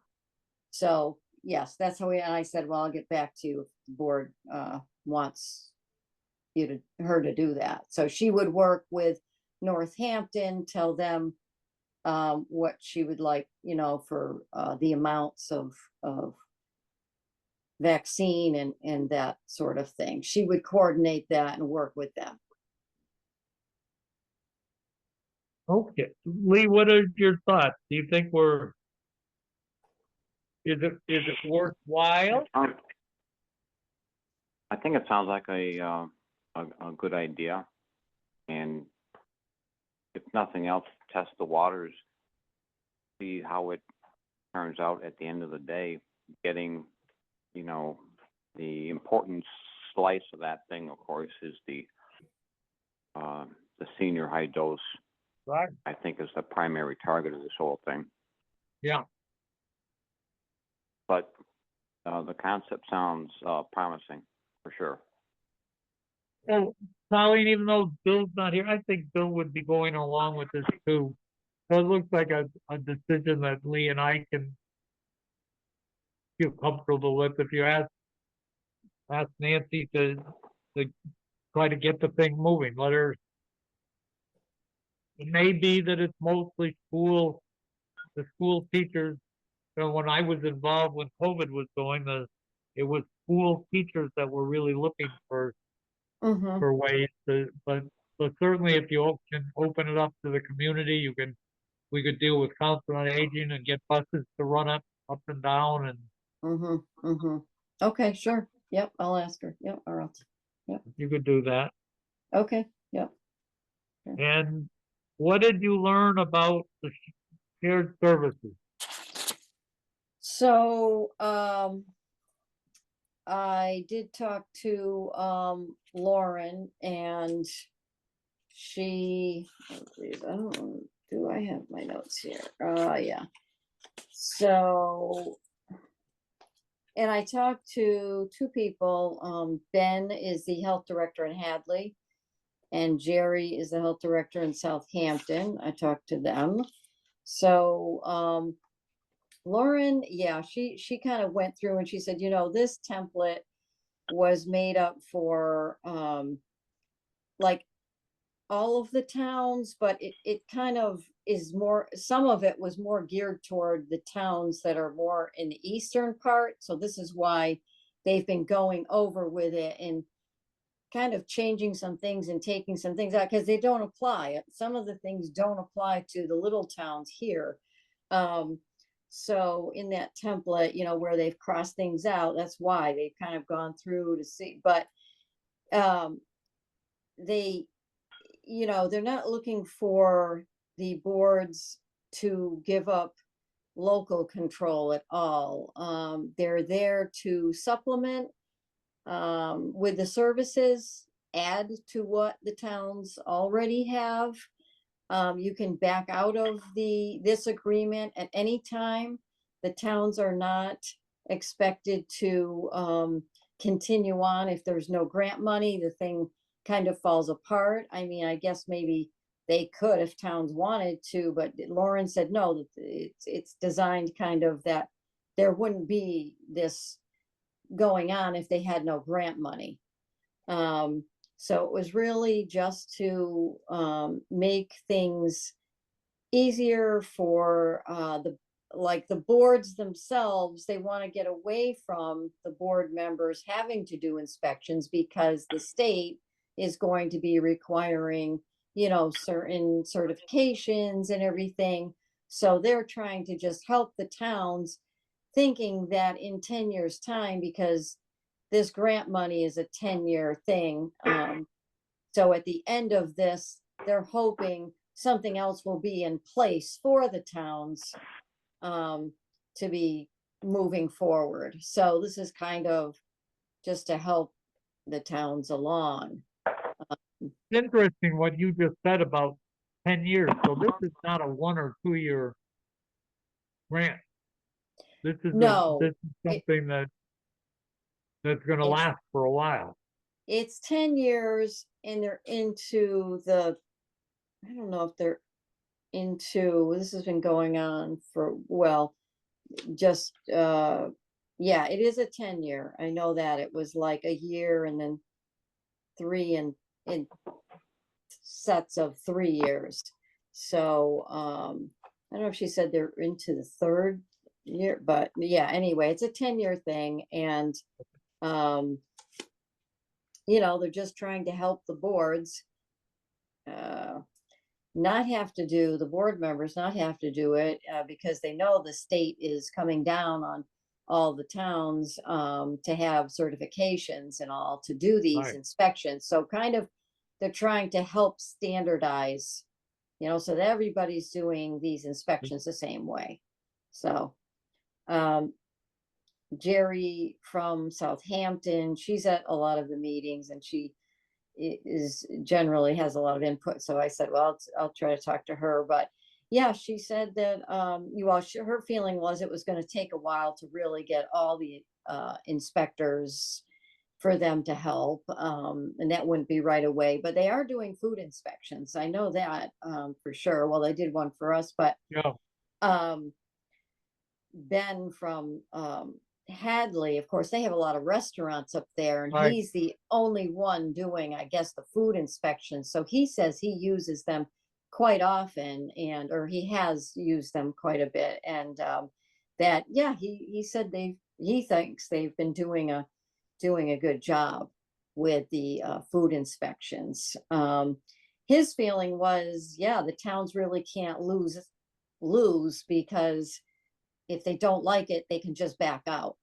So that Huh. was his feeling. He was on board with it. it's interesting, but it'd be nice maybe you could ask, let's see where we are, we're at 8:45 when you started to talk. So if Bill could look at this tape, by tomorrow morning, I'll get a note saying this is available and I send it to our TV guys so that they have it.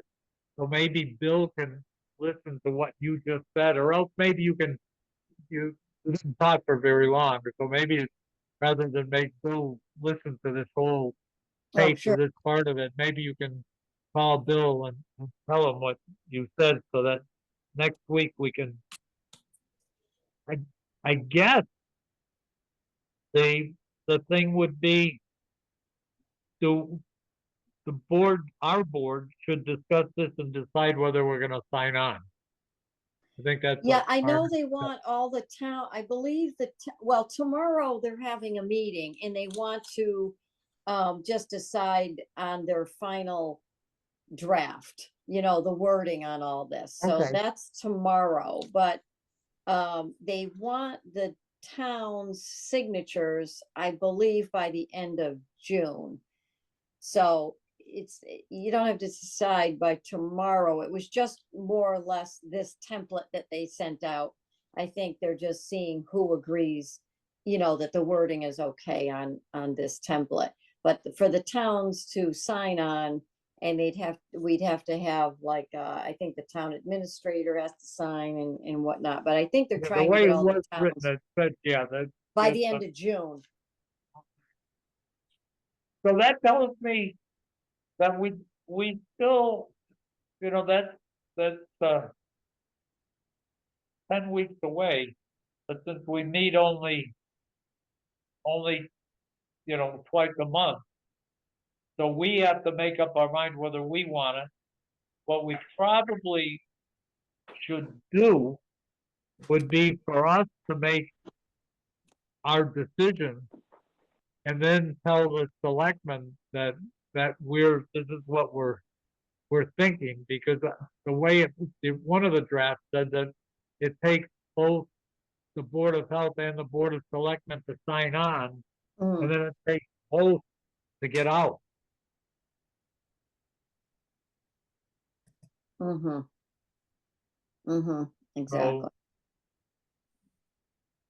but maybe it's a good way to do it, because it makes it so that if you get one group that gets a little crazy one way or the other, then it takes the other group has to be on board to get a change Mm, to occur.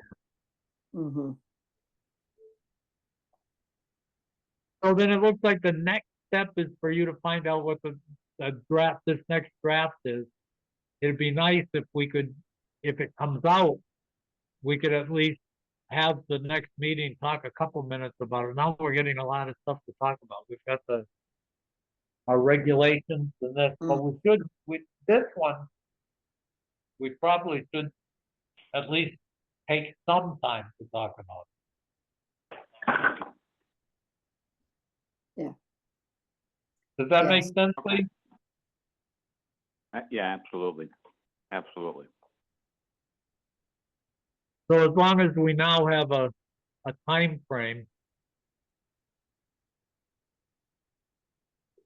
And it's actually, I'm glad that the other towns we're feeling the same thing, saying, what are we jumping into?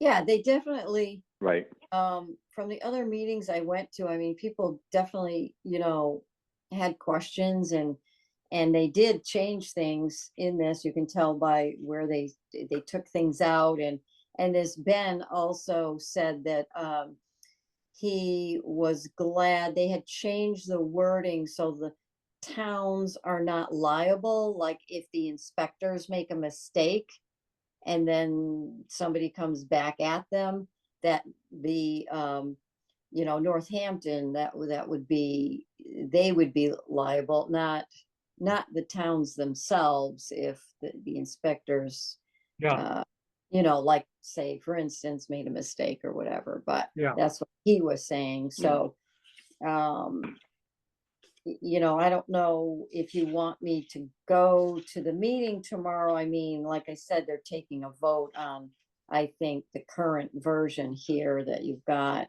I mean, My feeling is you should go. If you are being our point person right now, that if we want to get some information, just like you gave us, we need to be participating. What do you think, Lee? Yeah, I mean, it's time to get the groundwork laid out and make sure that we're heading in the right direction. and so you're okay with this version? You want me to say yes for Granby as far as this version? Well, we haven't seen it. That's the problem. No, this is the one we've been looking at. This Oh. last one from February 14th, that's what they're talking about, this current, that's the most current, I believe. I mean, I don't want to go and not, and not know, because they're going to take a vote on the current version, which is this one that you've had. So that's the one they're saying. Well, I should imagine that if there are some towns that don't necessarily vote to go into it, and I really don't know, that they wouldn't have a second opportunity perhaps in 3 to 6 months after some modifications have been introduced. Yeah, I would think that, but where I also, if you kind of hang back a little bit, Colleen, and if you see something that if I were doing it by hanging back, I would be looking and say, let's not let this be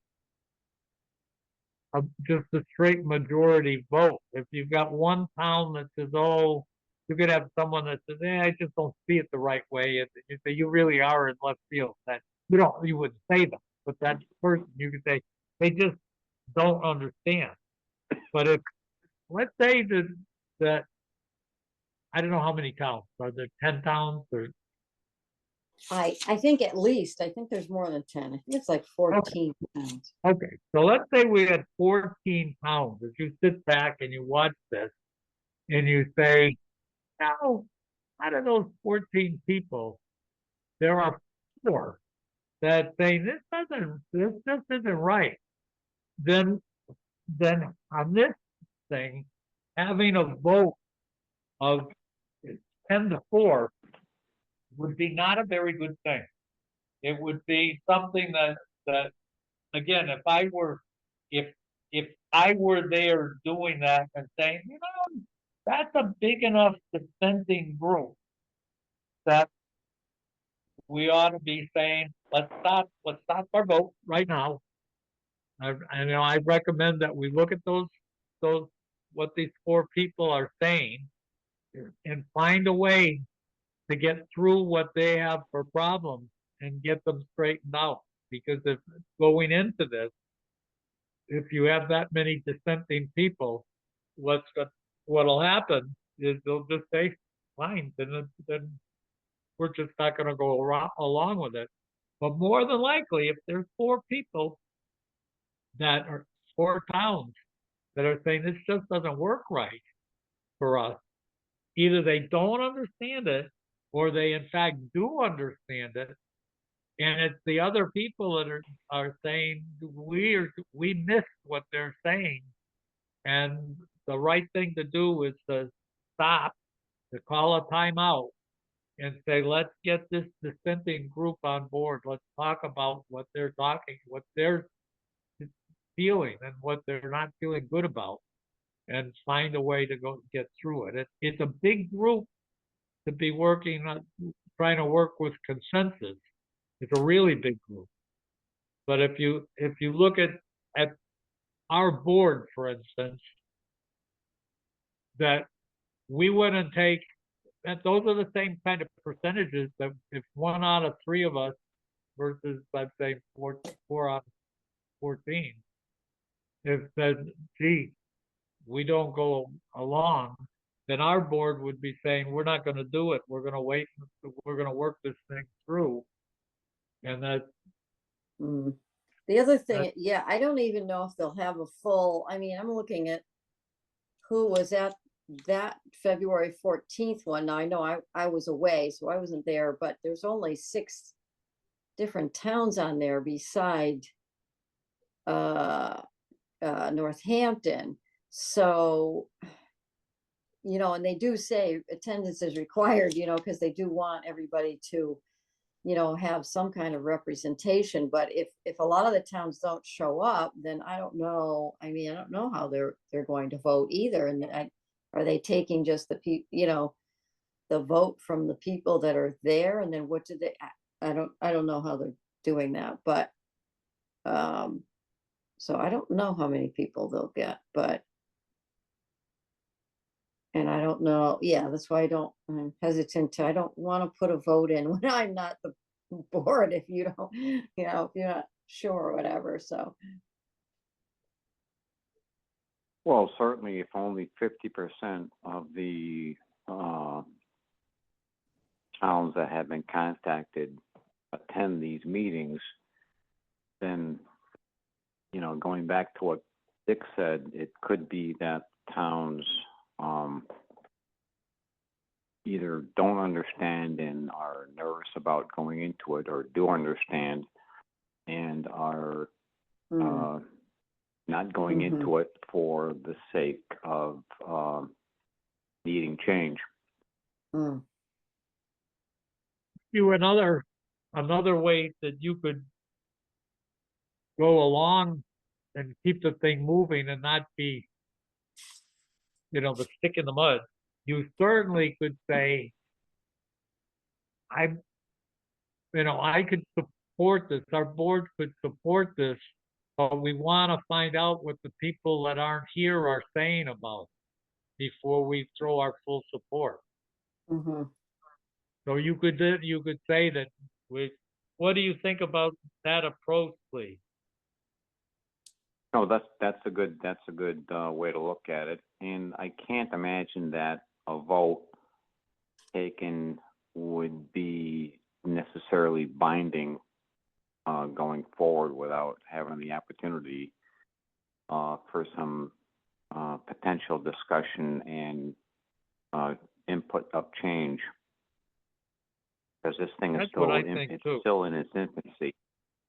Got a long way to go. So if they twist your arm, Colleen, and they say that, you know, we really need a vote, and you know, you can do whatever you want, but I guess if it was me, I would say I'll vote if you really want me to, but you need to know that my vote is non-binding. Mm-hmm. So if the board discusses this over the next 6, 8, 10, 12 weeks, and we decide, you know what, this really was something different than what we thought we were getting into, we're either gonna throw our head into it full force, or we're gonna walk on it. And there's nothing to, we're not forced into anything. No, I mean, Yeah. it still is a sign off by you guys and Board of Selectmen or the Yeah. town administrator or Yeah, whatever, there- anyway, so it's Yeah, not, you know, there's a lot of moving parts here. yeah, Yeah. it's that, this is just one part of it, saying, you know, looking at this and saying, okay, this looks good or whatever, but yeah, That's so, why I think Sure, it, sure. from a point of being less squirmy for you to say, yeah, we can support this, but we want it. So I'm saying that our town is behind this, but we want to hear what the non-attendees are saying about this. That mhm, lets you, instead of saying this is non-binding, what you've really told them is it's non-binding by not saying that's non-binding. It lets you off the hook of saying, you know, I'm not voting. You say, yeah, we can support this, but we want to know what the non-attendees are saying about this also. mhm, And mhm, that gives you your spot to come back and say, now that I'm hearing this, the rest of, you know, the story. yeah, well, that's a good Yeah. way to do it, yeah, I can, sure, and say, we And can it does support, exactly what, but it does we'd like to know exactly what about the Lee is others, yeah, saying, yeah, mhm, It- sure, but it does it in a way that you're saying it with vigor, with right, enthusiasm. Well, and you know, going forward with this whole concept, with the technology that we're all enjoying this evening, that could be, depending on, you know, what you guys think going forward, that could be an interesting concept for potential meeting, having 6, 8, 11 towns get on to a Zoom meeting and talk about the realities of what this thing is all about and what they really feel is the pro and the con. And, you know, depending, and maybe everyone can take something home of value or caution or support, depending on what everybody else who doesn't show up is thinking about. Now, one of the things that you could, in terms of what Lee is saying right now, is for you to say, on big changes like this, it's reasonable to think that once we get into this, we're going to find the bad spots. We're going to find some good things and we're going to find some bad things. And mhm, once you get moving, we should be in a spot, there should be the mechanism to change what's not working right. Because everybody's going to be the same way.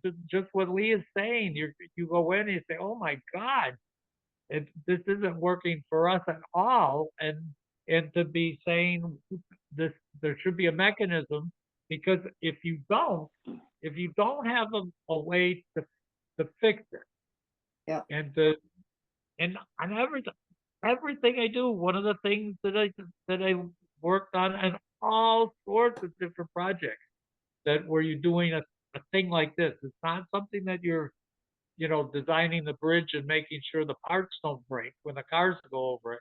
This isn't it. This is a much softer thing. This is a relationship kind of mhm, program.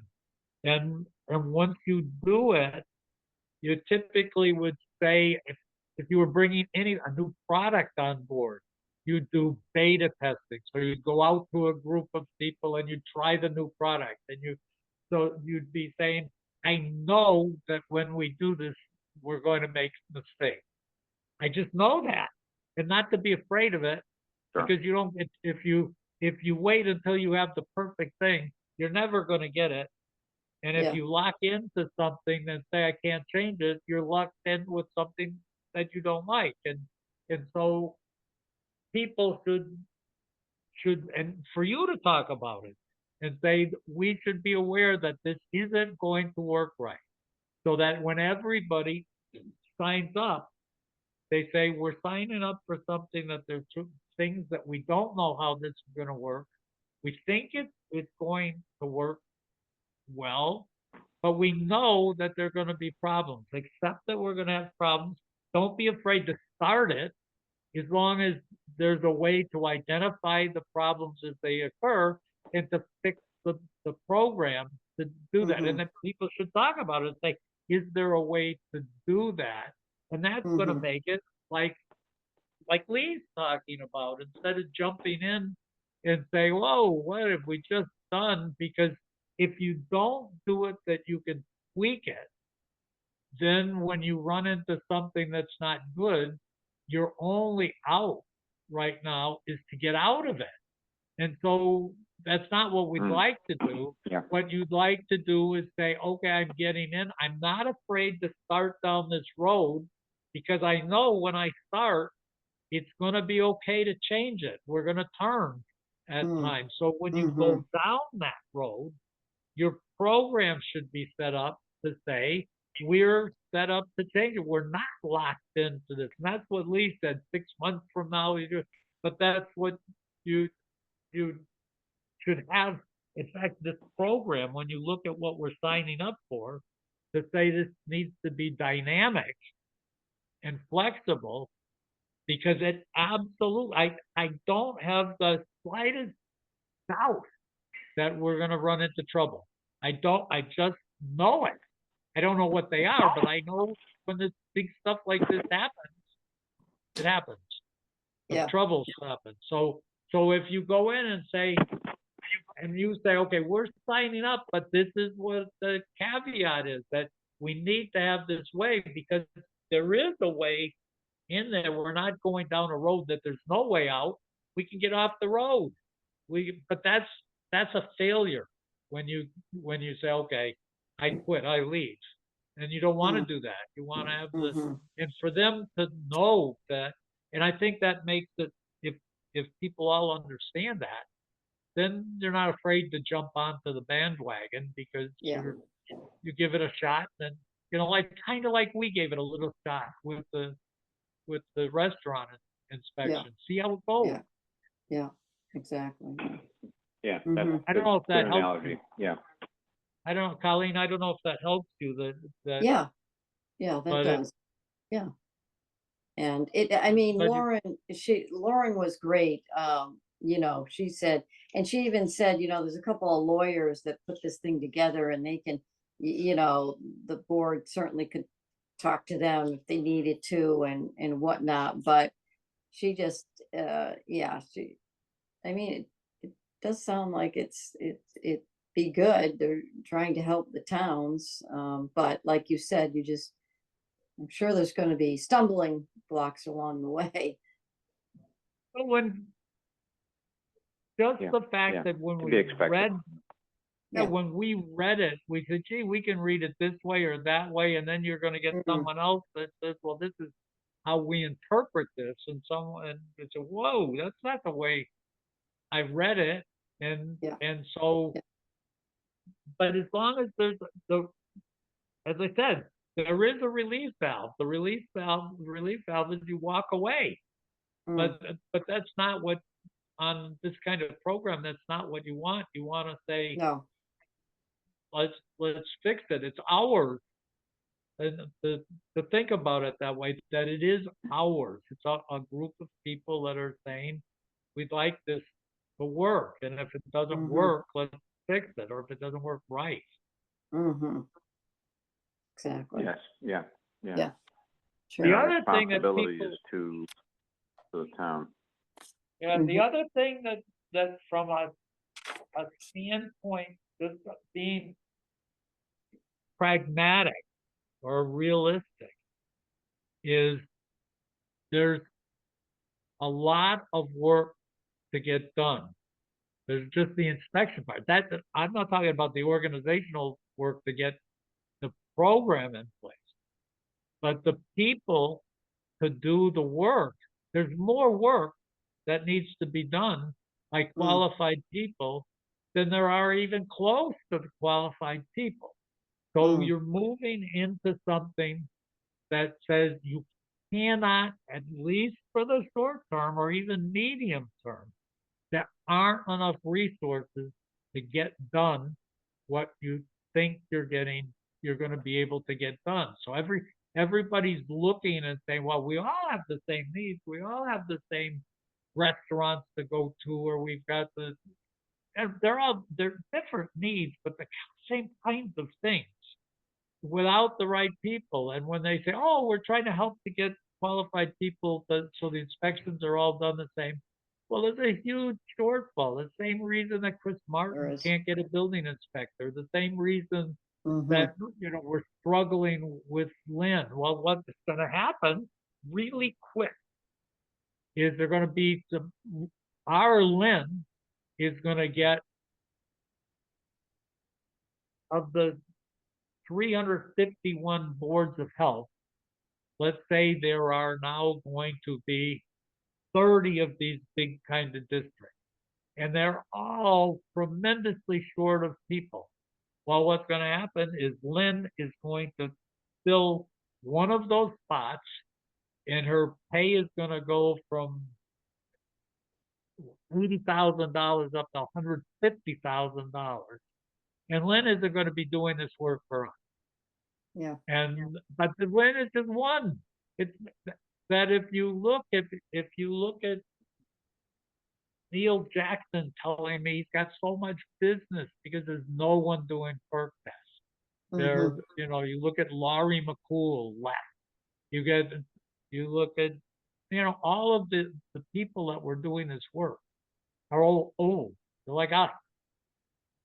And so they're going away at the time that we're asking for more is exactly the same time that people are going away. So you've got the people retiring at the time that, so you're not just saying, let's coast along with what runs. You want more, and you're going down. So that's a crisis coming. It's coming. You cannot avoid it. So a program that we're jumping into right now that says, oh, don't worry, Northampton's going to handle all this. It's not going to handle it. There aren't enough people. And as much as they say, oh, we'll get them, they're not, they don't exist. So recognizing that, and you can talk to people there and say the same thing. You can say, this is what our board talked about, that we've got more work coming with fewer people instead of more people. So this isn't, from a manpower standpoint, it doesn't work. It doesn't add up. And so we're starting into that as we hurry up and do this. We're starting into a program that is going to have a manpower shortage. And as you said, not only are the Dick Bombardiers and the Lee Lalonde going away, but you got a plan that says even if they weren't going away, we're not going to let them work. We're going to say, you guys don't have the credentials to do that work. Right. So you're thinking the program's thinking that both. So for you to talk to them and say, okay, we need to have this ability to change. We're going to have, and they can say anything they want. They can say, oh, I've got the list of people. Well, they don't have the list of people. It's just, they're looking at the same people. Every town is looking at the same. At the same people, yeah. To give, then we'll quit, it's late, but to give you a little problem that as I forget where I was going, but in terms of plumbers, they said that nationwide, we are short right now, like 800,000 plumbers. Oh, And there's wow. no plan in place. As much as they're trying to get people, there's a shortfall. It's the same exact thing. All the plumbers are old. Mm-hmm. They're leaving. And they said in 5 years, they're going to be 3 million plumbers short. There's Wow. 800,000 short now. There's going to be 3 million short in 5 Wow. years. Wow. And it's the same. It's exactly the same The thing same as type this. of thing. Mm-hmm. It's exactly the same thing. So when you do this meeting to say this is all good, but if you just look at the manpower plan, what is you're looking at an organizational plan right now, but there's a resourcing plan that's a huge problem with this organizational plan. Mm-hmm. So you're free to be saying, my board killed me last night. So what else do we have?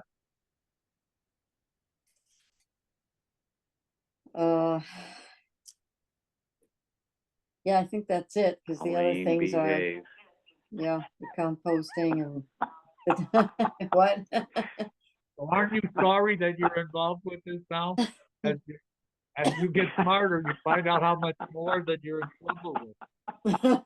I know, I was like, oh, Gosh. no. Heaven forbid that COVID comes back. So Oh, gee, Dick, don't say that. Yeah. Or any other pandemic, please, no. so No, once is enough. Yes. okay then. Okay, Colleen, did anyone mention to you that the new office hours start at 7 a.m.? No, haven't heard it yet. They go from 7 to 7 from now 7 to 7. I think I'm getting close to retirement. So is everybody else. It feels Yeah. that way. That's Yeah, right. Exactly. Exactly what you were just Well, talking about. Right, exactly. No, I know this. It's true. It's true. And even if you Yeah. decide you're going to keep working, finally your clock runs out and you die. Yeah. You can't pass death. Yeah, the moral of the story is not to work too long. That's right. That's right. Okay. Yeah, I'm still learning that one. Yeah, Lee. Yeah. Okay. Good night. All right, good night. All right, folks. Good night. All right, Good night. take care. Thank you. Bye-bye.